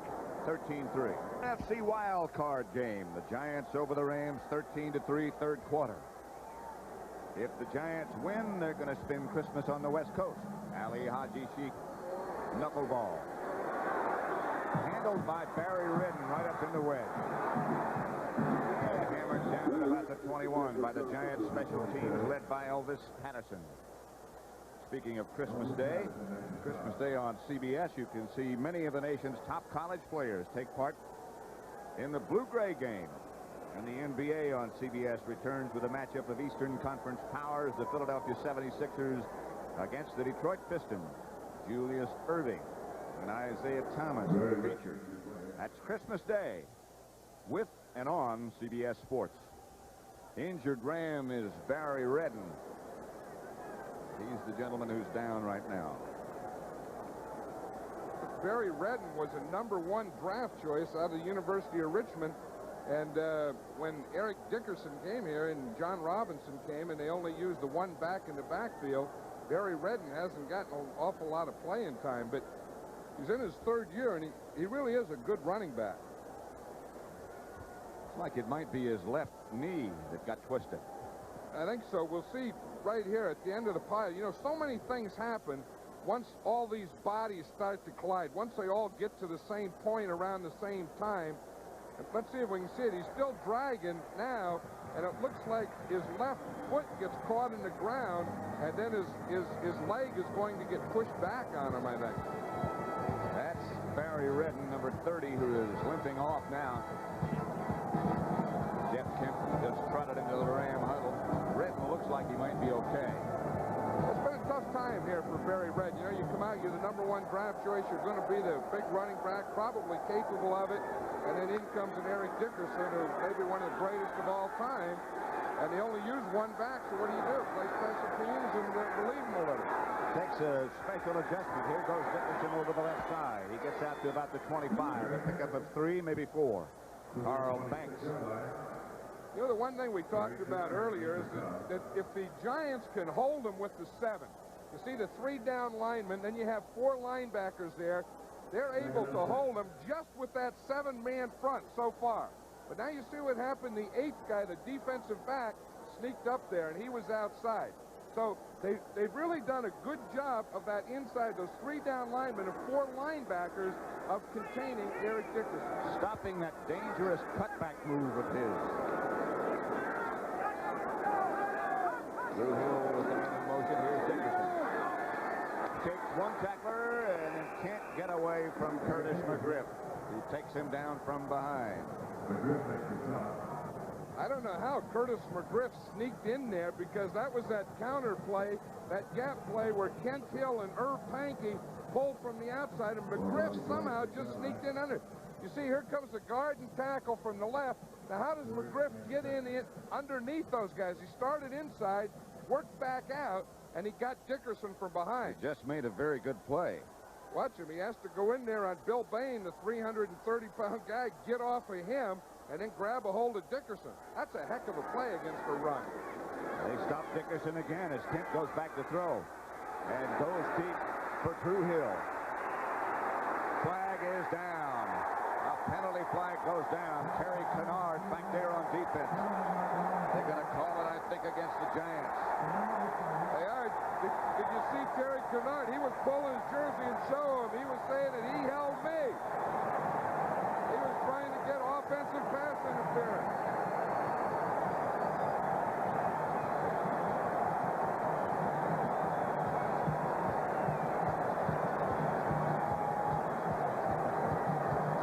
Defense will pass interference. Number 43. That's a first down. That's more than a first down. That's a lot of yardage. Watch it. It's double coverage. 43 Kennard is running right there. He gets his left arm around, then he gets his left arm up. That doggone it, I don't think that's pass interference. That guy has to be able to play. You got to let him play. He didn't do anything. He just covered him. Yeah, that's wrong. That's not interference. A penalty of 45 yards. As you said, a lot more than a first down. The Rams go with Dickerson again. He is hit after a gain of maybe 2. Kenny Daniel made the contact. Bill Parcells really upset with the officiating and the call against Terry Kennard. Well, he has a right to be upset on that one. No, he just put his arm in there. He was just defending. Parcells, he's down there sweating. Man, we're in the trenches now. We're getting here in the second half. We're getting a little excitement. See, he just has his left arm up there as he's running, and then he's going up there to catch the ball. I don't know that.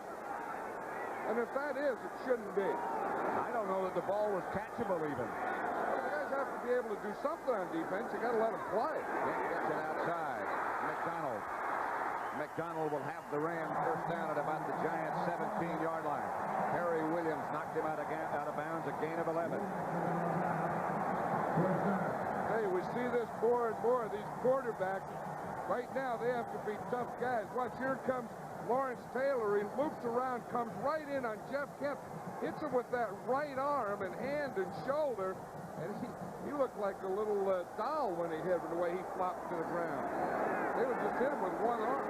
Whoop, whoop, whoop. 6 out of 9 is Kemp for 76 yards. First down, Rams at the Giants' 16. 13-3, the Giants lead it. Brown in motion. Kemp backpedals. Looking. Got no place to go, and he gets slung to the ground back at the line of scrimmage by Banks.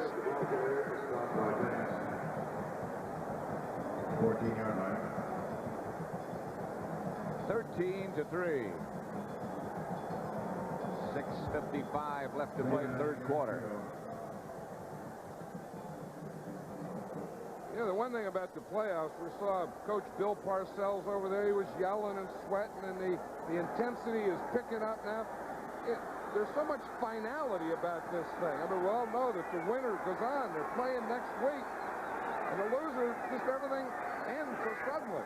Sometimes you have to keep in mind that to be here, you have to have a good year. Here's Dickerson to the outside, and he's going to score. McDonald got the key block. 14-yard touchdown run for Eric Dickerson.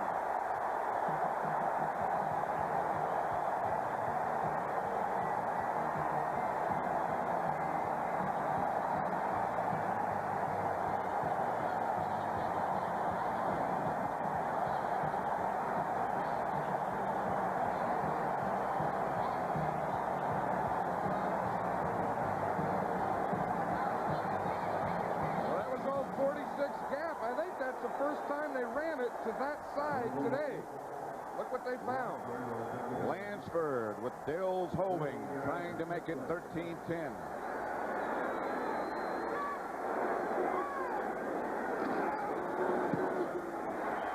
And good.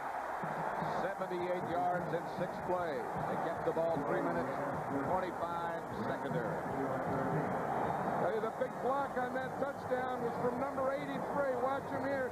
James McDonald didn't play college football.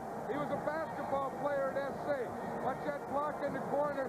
He gets the corner man, and then Dickerson gets a step through. There's no one going to catch him to that flag. Eric Dickerson from 14 yards out. And the Rams move closer, 13-10. Saw the block on James McDonald, the block that he got, but watch the block that guard Dennis Harris gets. He and Bill Bain are going to pull. Now, that's a real load coming around this side, but Harris right here is going to get Lawrence Taylor right here. Now, watch this block as they come around. Here you get the two big guys. Here's about 600 pounds pulling to the left. 600 pounds turning up. See right there. See, Harris got Lawrence Taylor, the guy who makes most of the tackles. James McDonald got the corner, and Dickerson took it in. And it's 13-10. The Giants over the Rams with 6:25 left to play third quarter. Kenny Hill around the corner. Flag is down as Hill with a good return gets out to about the 42 before Ed Brady knocks him out of bounds. But a penalty marker, a flag back at the 30. Are you sure it's going to be against the Giants? It's going to be one of those holding or blocking from behind above the waist. You see that so often on the kickoff returns. It seems like just about all kick returns, there's some type of flag. On the receiving team.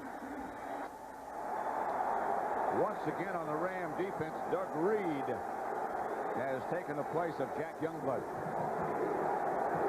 Jack just not quite able to go. He's gone for 14 years as well as anyone. Better than most.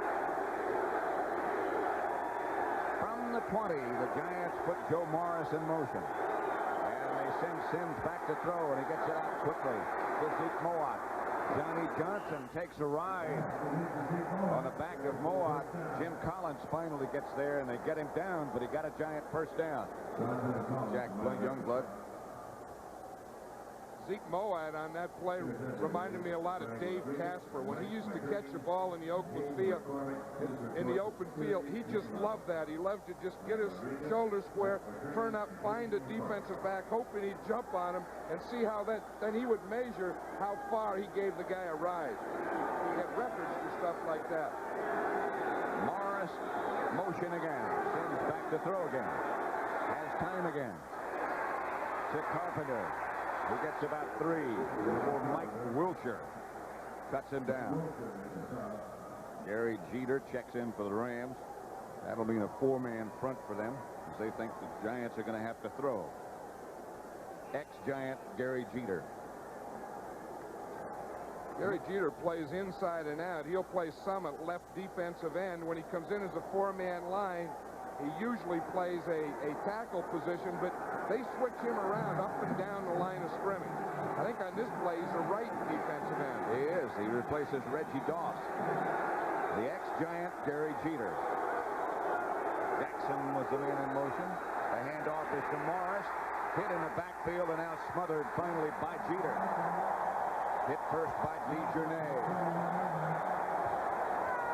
That's a guy who's made a lot of big plays today for this Ram defense is Charles DeJournay. He doesn't even start at nose tackle. He's an alternate in there, but that's about the 3rd or 4th time. Watch him over the center. He starts over Belcher, makes a move to the outside, and he gets Joe Morris before he can get to that corner, and then, of course, the whole defense collapses on him. But DeJournay, the nose tackle, is the guy that made that happen. 3rd down and long, 12 to be exact, as the Giants move into the spread. Sims is at his own 24-yard line. In the pocket is Sims. He has a man open. It's Lionel Manuel, and he'll move into Ram territory. First down. Johnny Johnson was the nearest defender. Good throw by Sims. I'll tell you, I think they have to get the ball more and more to Lionel Manuel. To me, he's the most exciting player on this Giant team because he has the speed and he has the quickness, and that's the type of guy you want to handle the ball. See that? He comes in. He was going to go inside. He read something in the defense, worked back out, but this little guy can do it all. He can run fast. He has good quickness, good hands. He's an exciting player. He's a game breaker.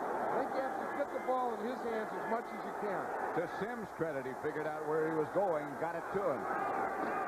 Morris breaks to about the 41 and picks up about 5 yards before Jim Collins stopped him.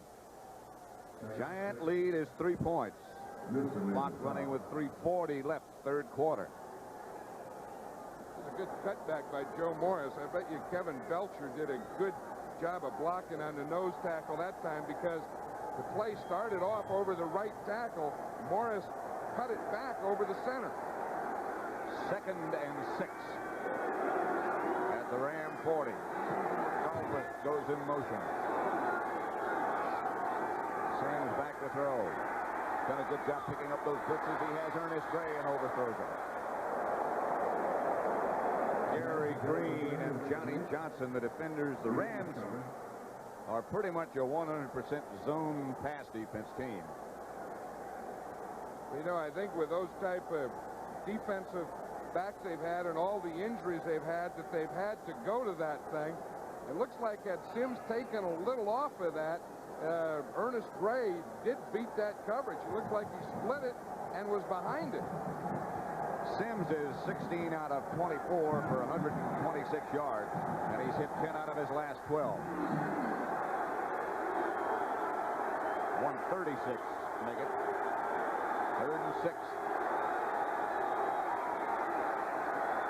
Sims has Lionel Manuel, who stays on his feet, still on his feet, to the Ram 20.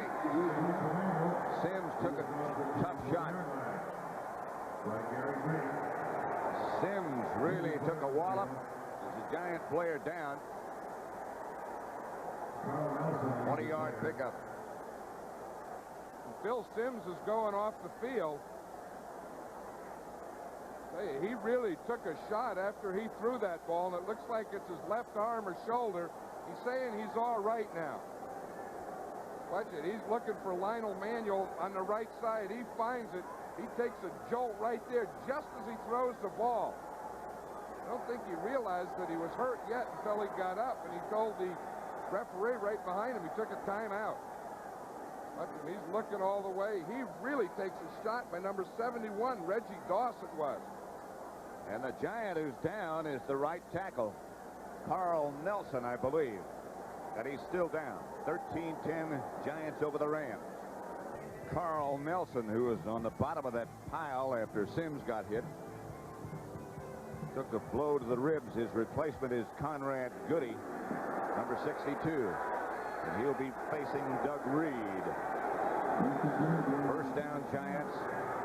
Ram 20. Byron Williams split one of the receivers to give this to Morris. He's hit by DeJournay back at the line of scrimmage again. Hey, if the Giants are going to get some running going, the one thing they have to do is start getting DeJournay blocked. He's the guy that's really caused them problems. Watch him in here. He's over the center, starts to the left, just follows Brad Benson, number 6. He just follows him and says, look, here's Joe Morris. I'll take him. I don't want that guard anyway. Nobody blocked him. Nope. He ran around the center to the right and followed the left guard pulling. A lot of guys around who'll be problems if you don't block them. That could be a problem. Sims swings it outside to Carpenter, who dances down to the 15 before Collins arrives. A minute 48 left, third quarter. Giants 13, Rams 10. They go Rob Carpenter took a little extra dance there, and he's thinking all he did was let some more Rams arrive on the scene. Had he made one cut and taken it up the field, there wouldn't have been as many blue jerseys. Clock still running with a minute and 25 seconds now left to play third quarter as Bobby Johnson checks in with the play and tells Phil Sims.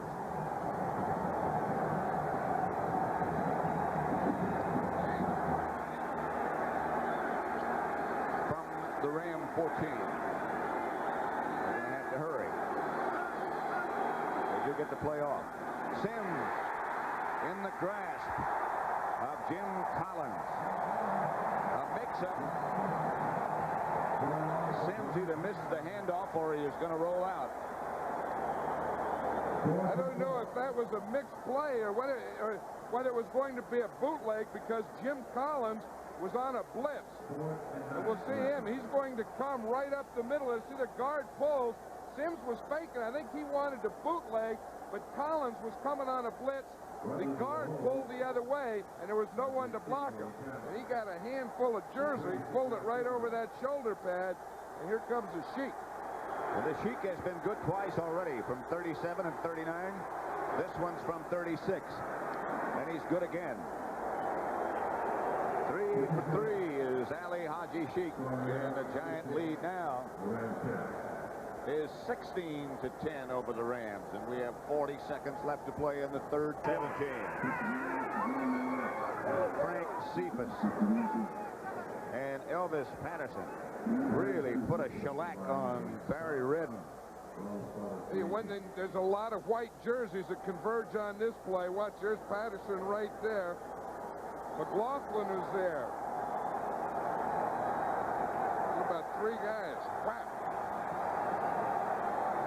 Phil Sims was shaken in the series before. So was Carl Nelson, and they're putting a flak jacket on the offensive right tackle. But he should be back. At least that's our information. Eric Dickerson again is the lone setback as the Rams take over at their own 17. Kemp goes back to throw. It's tight end Mike Barber. Outside inside the 20, about the 22, about a 5-yard gain. Lawrence Taylor on the stop. Stop at the 23-yard line by Reasons and Taylor. 12 seconds now, 10 left to play in the third quarter. And the Giants lead by 6. Phil Simms on the telephone on the other side. Hoping, say, Mom, I won't be home for Christmas. They're going to stay out here if they do. Time of possession, third quarter. The Giants had it 10:55. The Rams 4:05. That's the end of the third quarter now with the score. The Giants 16, the Rams 10, and we now pause for a word from your local station. Fourth quarter to go in this wild card game. Pat Summerall and John Madden at Anaheim Stadium, where the Giants lead it 16-10. Rams have the ball at their own 23-yard line. 2nd and 5. You know, the Giants only got 3 points out of that drive. They kept the ball out of the Rams' hand. They can't wear him down. They kept it out of Eric Dickerson's hand. Now it's in his hand. Dickerson hammers over the right side. Only got a couple. It'll be third and about 3 or 4. Curtis McGriff, who's had a good game, made the tackle. You know, I'm surprised that they keep running that play to the right. I'm surprised that they haven't come back more to the left with it. And they've only run it 1 time to the left, and they got big yardage over here, and they keep running it to the right at Curtis McGriff, who I think is the Giants' best defensive lineman against the run. As Bill Parcells said to us yesterday afternoon, McGriff and Bain, that's going to be a battle, and it has been. Battle of the bones. Kemp back to throw. As a first down to Barber. Barber hammers his way out to the 41-yard line. Terry Kennard on the stop. A gain of 16.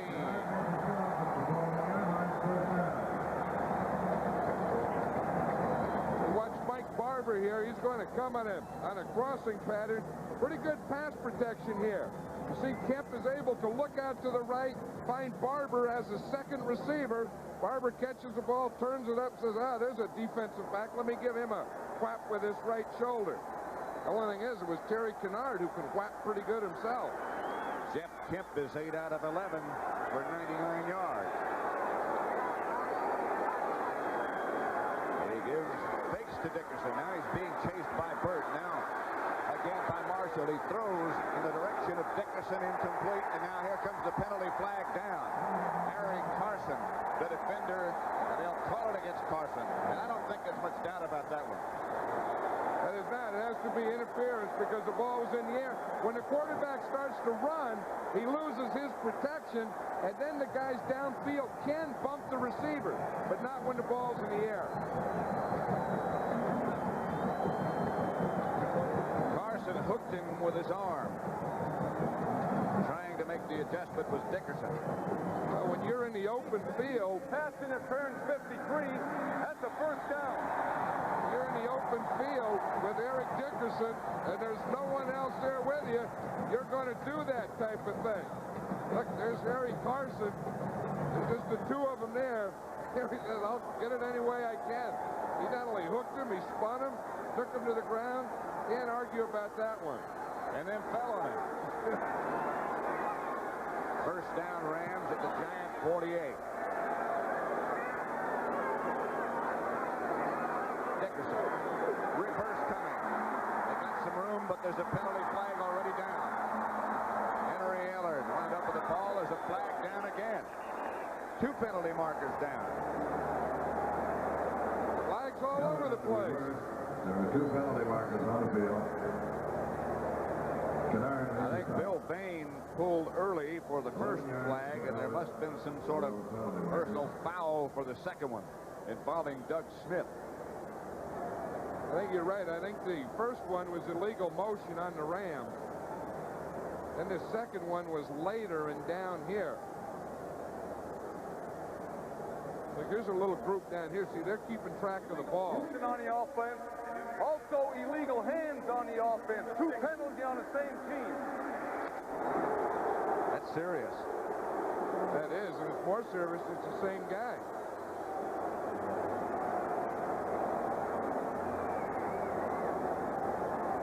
Penalize the illegal hands, 10 yards. been the same guy. I think Bain moved early, the first thing, and then I think the other one was downfield on a block later. Let's see if we can see it here. The first one, it looked like Bain fired out a little early.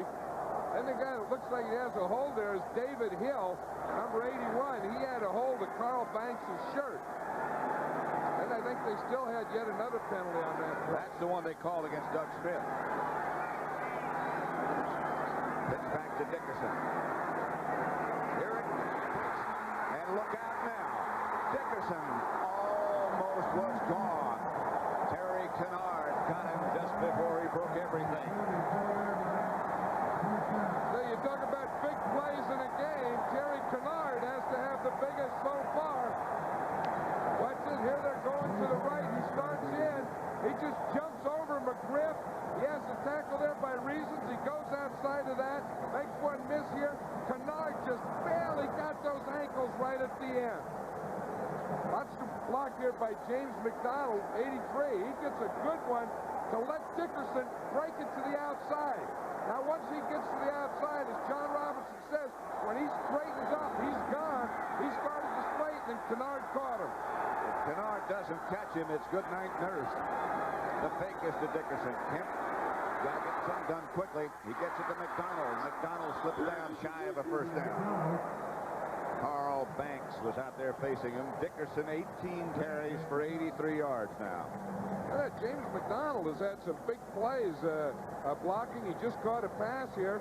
It was interesting. He was a basketball player at USC when John Robinson was the head football coach. Robinson at USC tried to talk McDonald into coming out and playing football. He wouldn't do it for him. Finally, he got here with the Rams, and he got him to play for the Rams. That's an easy way to, don't play college. I want to save it to pros. It helps with durability.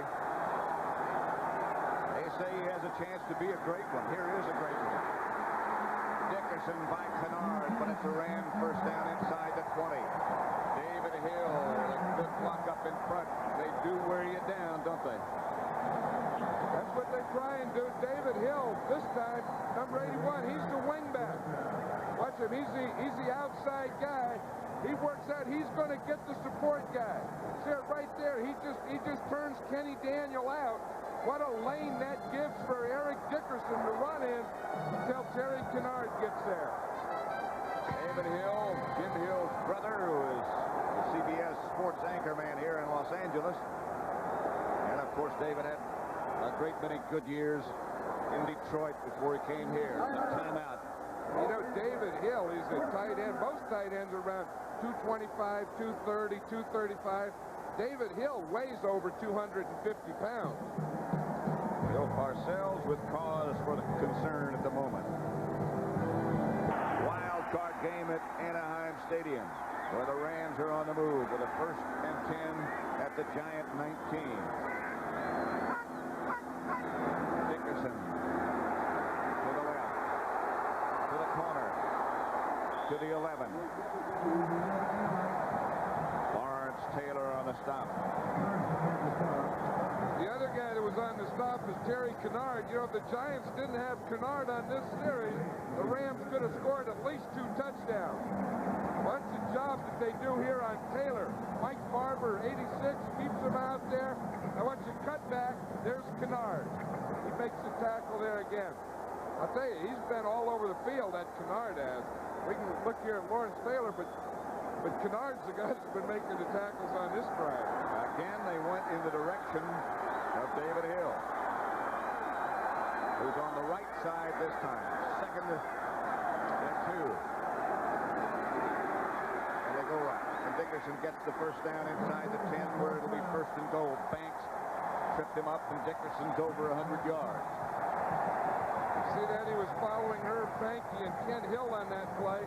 When I asked him yesterday, I said, who do you key? What do you look at? Who do you follow? He said, I don't know. And I think most great running backs are that way. They don't know what they do. All their runs are just instinct. Injured Giant player. Dickerson now 21 carries, 103 yards. The Rams' total is 106, so Dickerson has all but 3. Courier, number 29 was the injured Giant. Now he heads off the field, seemingly okay. There he is right there, 29. It looked like he just got Dickerson's knee either on his shoulder or in the head. As he walked off, he said, "It's my head." First and goal from the 7. 9.5 minutes left to play. The Rams trying to take the lead. Giants do lead by 16 to 10. Wayne Crutchfield in the backfield in front of Dickerson. Pitches back to Eric. He hammers to about the 3. Carl Banks on the stop from the other side of the field.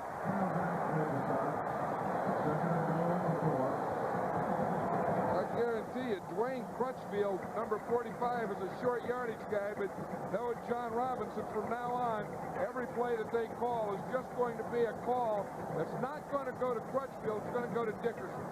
They'll give him the ball every time the rest of the game until you win it.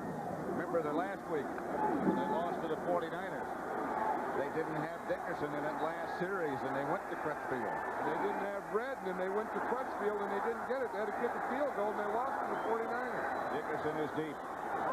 They'll operate from the 4. The handoff is to Crutchfield, and he is smothered by Leonard Marshall. He should have listened. No, he didn't listen. Why do that? I mean, I'm sure that Crutchfield's a good player, a good guy. We have Eric Dickerson. The guy's all-world. He's broken every record in Russia. All you have to do is flip him the ball and let him go. I mean, I don't know why I don't understand this. I really don't. I mean, John Robinson's a good friend of mine. Crutchfield's good, but doggone. What, you dance with a girl you brought, you give it to the guy who's the best. The one who got you there. We said in the opening, the winged feet of number 29. Jeff Kemp. Gonna throw. Gets it out to Henry Ellard, but he is stopped at about the 5-yard line. They're gonna have to go field goal. Here comes Lansford. This is what cost them the game against San Francisco. They got down there and they couldn't get in. This is one of the things that Robinson said they had to be able to do. That's right. And against San Francisco, they didn't have Eric Dickerson. Remember, he had gotten kicked in the foot, and so they couldn't use him. This time they had Eric Dickerson, and they didn't use him. I'm surprised if a guy is going to break records, and you know, of all time, doggone, when you get down there close, he has to get the ball. This will be from 22 yards out. Lansford has hit from 38 already. Hills holding. Lansford is good again, and it's 16-13. A field goal battle between Ali Haji Sheikh and Mike Lansford. 16-13, Giants over the Rams. Far in front of us.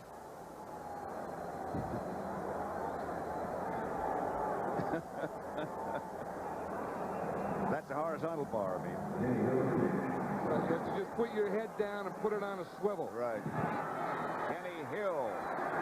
The return for the Rams. Number 46 down to make the tackle. John Kamana. 16-13. 6:53 left in the football game. Scoring drive took the Rams a long time to get there. 8:38. Lansford hit the field goal, and the Rams are down by 3. The Giants trying to hold on to the ball and trying to get into the playoffs. Sims has had a good day, 18 out of 26, a lot of short passes. The Giants will stay here in Fresno all week if they win before they play the 49ers next week. They're up by 3. Sims is not going to sit on it. He gets it out to Joe Morris. Morris is cut down after a gain of about 3 by Jim Collins. You know, the way this game has been going, Pat, and the field goals, you said the Ali Haji Sheikh and the Lansford field goals, this looks like to me like an overtime game. I think we're set for overtime here. Well, just a thought, you know, as we're sitting here watching this. It makes sense. Because they get down there and they can't take it in for first down. You know it's going to be a field goal. First and goal at the 7. They couldn't get in. 2nd and 8 right now for the Giants. 6:15 left to play. Giants up 16-13. Sends again back to throw. Has time. Gets it outside to Rob Carpenter. Carpenter will shut down short of the first down by about about a yard and a half, it appears. Carl Eckern was the first man to hit him.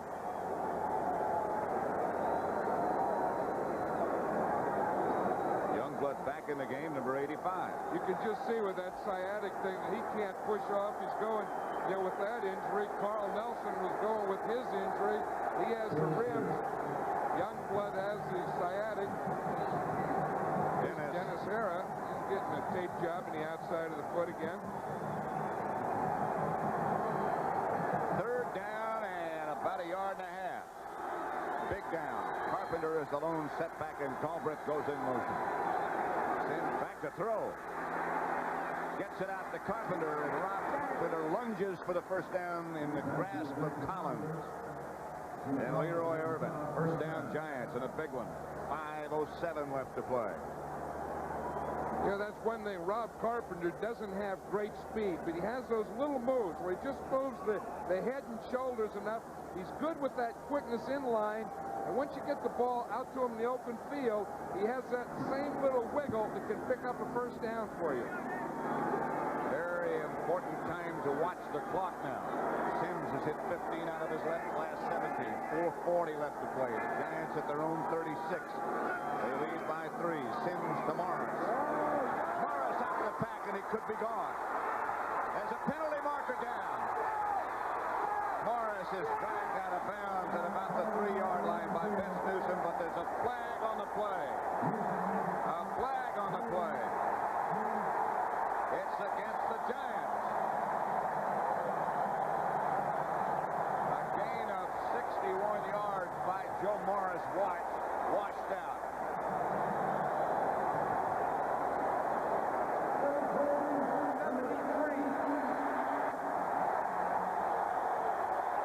That was an inside play. The guy that they caught for holding is number 73, the center, Kevin Belcher. And that's right where Joe Morris ran. Hey, you talk about big plays. This is the biggest one, and it's by the officials. Watch Belcher. Looks good to me so far. Now, you can't see. Could have held the right hand back there of Greg Meisner. But I'll tell you, it's still a heck of a run by Joe Morris. Let's see if you can see it. The left side of the picture, you see his right hand there? He has it on Meisner's right arm. I don't know. First and 20, back at the 26 now as Sims goes to Zeke Moat. Pick up about 6. Carl Eckern on the stop, and the clock is still going. Winding down at 4:15. Moat has 7 catches for 73 yards. Hey, Zeke Moat didn't make the Pro Bowl this year, but I bet he'll give it a good run next year. He gave it a good run this year. He was 4th in the voting. And I wouldn't be surprised if next year if he's not in the Pro Bowl. Second down and 14. Giants operating at their own 32. Phil Sims dealing with a hot hand right now. They send Galbraith in motion. That usually means they'll throw again, and he will. And he has some time. Sims looking. Now he doesn't have any time. And down he goes. Mike Wilcher up to knock him down. The 4th time Sims has been down. I'll tell you, Jack Youngblood just can't run. It's lucky that Wilcher was coming there. Youngblood was trying to chase him. He just didn't get over there. And Wilcher makes a heck of a move here at the end. But watch 85, Youngblood. He just can't push off of his leg. Now as he starts to run, there's no way that he's going to get out there. But here comes number 54, Wilcher. He was in coverage. He saw Sims, and he comes running up the field. That'll bring up a big 3rd down with the clock still running at 3:15 left to play. One thing Sims did do with that scramble was use up some of the clock. 3rd down and 16. Ran to the 4-man front. Trying to put some heat on Sims. Can't do it. Over the head and over the hands of Ernest Gray, and they'll have to punt. You might be right. I smell some overtime, too. I do, and it's all on that holding penalty of Belcher, the holding call. I'll tell you, the Giants did what they had to. They got a big run out of there. It was called back, and then they couldn't couldn't overcome that penalty. And now the Rams get a shot here. Henry Ellard is back deep, and Dave Jennings is also back deep to punt for the Giants. That doesn't count. I think they blew the whistle before the ball was snapped, Pat. I think they might have run out the 30-second clock. Right, because the official who was deep started to run up before the ball was snapped. It's against the Giants. They used too much time.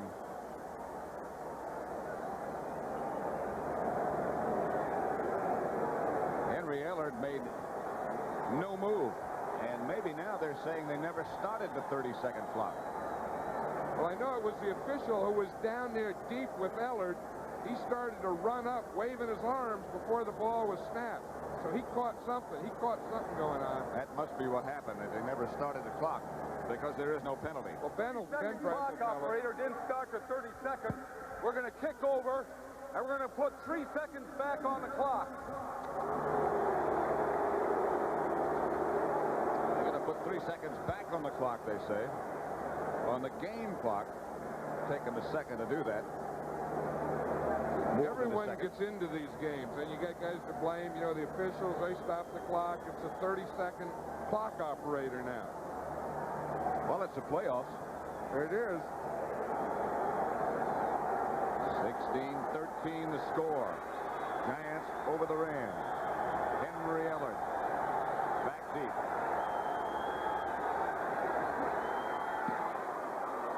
Jennings, clutch situation, gets off a good kick. Ellard's going to try to get around the corner. Can't do it. The Giants swing him down at the 25. Frank Cephas is the man who does it. A 47-yard good punt by Jennings. 3-yard return by Ellard. It's 16-13 Giants. That hold on Kevin Belcher against Meisner one more time. Here's Meisner right here. This is where it happened. Now, this is a big run of Joe Morris, the 70-yard run. You see Meisner trying to, number 69, trying to come off the block, and you see Belcher's right arm on his jersey. It's kind of tough because you can put your hand on him, you can push him. You just can't grab or hold him. That was tight. That was very tight. Keep in mind that though the Rams have the ball, they only have 2 timeouts remaining. They have, of course, the 2-minute warning. They have 2 minutes and 48 seconds left to get something done and to get Lansford in range. Fake to Dickerson. Out to Brown. Brown dancing out of bounds at about the 30 for a gain of about 5. Elvis Kenny Daniel. Elvis Patterson also on the play. Kenny Daniel knocked him out of bounds. Brown, the sprinter, out of bounds, stops the clock with 2:42. Gain of 4, make it 2nd and 6. You know, the Rams now, they have to be thinking field goal, so they don't have to think of going 70 yards, but they have to think of going 40 yards. 40 yards will put them in field goal range. They also have to be thinking first down somewhere along the line. Back to Dickerson. Outside the 30, about the 31, Harry Parsons and Gary Reasons converge to stop him, and they face a 3rd down situation right here. Well, they better hurry up and huddle. They're not going to take a timeout. I'm surprised they didn't have 2 plays called, because they're taking an awful lot of time to get out of that play in the huddle and back to the line of scrimmage. 3rd and 6. Maybe a little bit shy of 6, but still it's considerable yardage. Kemp back to throw. Trying to find somebody. David Hill had it. And let it get away. He's got a punt now, do you not? This is a tough thing. I don't think he will. The guy who made the biggest play on that was the left defensive end. It was George Martin. They tried to get Dickerson out, and George Martin started his rush and came off on him. And the Rams have taken a timeout with 2 minutes and 2 seconds left on the clock. Jeff Kemp comes over to the sideline to talk to John Robinson. Watch him here now. Jeff Kemp is going to try and throw the ball out to his right to Dickerson. See him right here. He's trying to come off here, right there. George Martin came off with him. He didn't let Dickerson get out there. Now he had to come back to Hill. He threw the ball a little behind David Hill, and he couldn't handle it. This is a very tough call. You know, you only have one timeout left, plus the 2-minute warning. Do you punt? But if you punt, you can't use your timeouts because you don't have your timeouts. So I think that they darn near do have to go for it right here on 4th down as they're doing. I think they do, especially since they're down to 1 timeout. Yeah, see, if they had their timeouts, they'd be able to do it. They'd be able to punt, then use their timeout to get the ball back. But here now, the whole season for the Rams is boiling down to this one play. That's a situation, I think, that when you say exactly what you say is true, that this whole season for the Rams boils down to this one play. In many ways, it seems unfair because they have had a good year, both teams. It could be over on one play. They're going for it. They have to. After this, they'll have the 2-minute warning. Taylor showing blitz and coming. And Kemp is hit from behind. The ball comes loose, and the Giants will get it. And it appears that the Giants will be going to San Francisco and staying in California for Christmas. It was ruled a fumble, and the Giants come up with it. This is Bill Fain rolling on the ground and hurt. Hey, the Giants sure got the pass rush, so when they needed it, both ends come. He's going to get it from his right side and his left side as the thing starts to collapse on him about right now. Here they come. One Taylor from the backside, Martin from the backside, and someone right up the front hit him. He had 3-on-1 there. Andy Hedden was the third man as Bill Parcells has reason to smile. The Giants take over at the Ram 34. Bill Bain limping off the field. The Giants leading 16-13. Here's the big 4th down pass rush. Lawrence Taylor coming from the outside here in the right, the bottom of the screen. George Martin, 75, up there in the top. We get the big push in there. Now watch, Taylor gets free off of Pankey. He's coming from behind. Here's Martin coming from the other side, and Hedden is in there also. It was ruled a fumble, and the Giant bench is a place that you'd go right now if you wanted to celebrate. 1:58 left to play, and over there, things are not quite so happy. 1st down, Giants, the Ram 33. Carpenter, Farrell's left side, stood on his feet down to about the 25. Stopped finally by Vince Newsom. The Rams' fire is just about out. Or it's Taylor over on the sideline, happy about what's going on. Rams call their last timeout. And now it's just a waiting game. Next, the NFL Today, the post-game show. A look ahead to divisional games next week. We'll have some live interviews. Herb Cross, of course, is here with players from this game. And then a feature on a look at coaching changes around the NFL. Right now it's 16-13. The Giants over the Rams. The Rams out of timeouts. 1:49 left on the clock, but there's no way that the Rams can stop it. All they can hope for now is a fumble. Harry Carson looking on. 2nd and 2. Carpenter hit in the backfield. Short of the 1st down. Greg Meisner hit him. They might get the ball back for maybe one play, perhaps two. Well, I'm sure that the Giants would go for it on 4th down anyway, so they have 2 yards to go, but they really have 2 downs to do it in.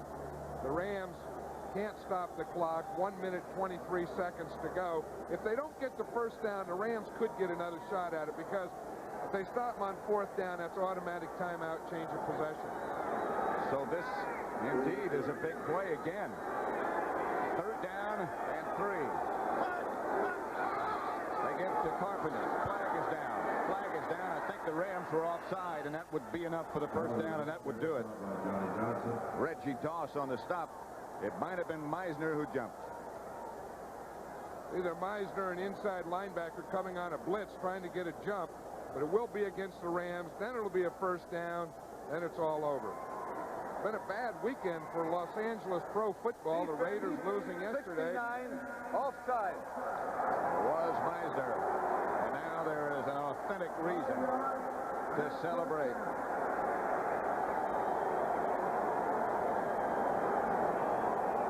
See it right there in the middle of the screen. Meisner, of course, lined up over the center. Belcher, he just got a little jump on it, hit that gap on the right before the ball was snapped. There's Bill Parcells. The man on his right and with the red hat is Bill Parcells' high school coach, his high school basketball coach. Sims just deals, and the Giants can get it done. Pete Shaw, John Robinson.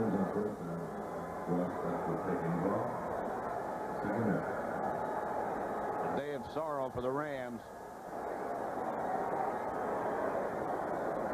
Jack Youngblood, possibly the last game for him, depending upon how his back heals. And a sad day for all in Los Angeles. 67,000 in attendance today. Largest in Anaheim Stadium history here for this playoff game. It was not a sellout in time to lift the blackout as Sims just kneels on it now, and the clock shows 10 seconds left to play.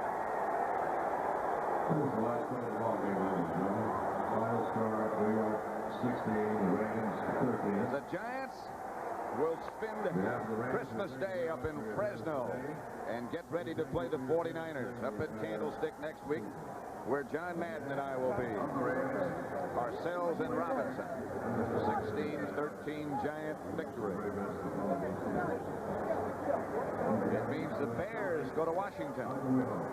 Next Saturday, the NFL Today will begin it all. The NFC divisional playoff between the New York Giants and the 49ers, live at 3:30 Eastern Time. That's where Coach Madden and I will be. And on Sunday, again, the NFL Today, and then the Redskins and the Bears, the winners of the NFC Central and the NFC East.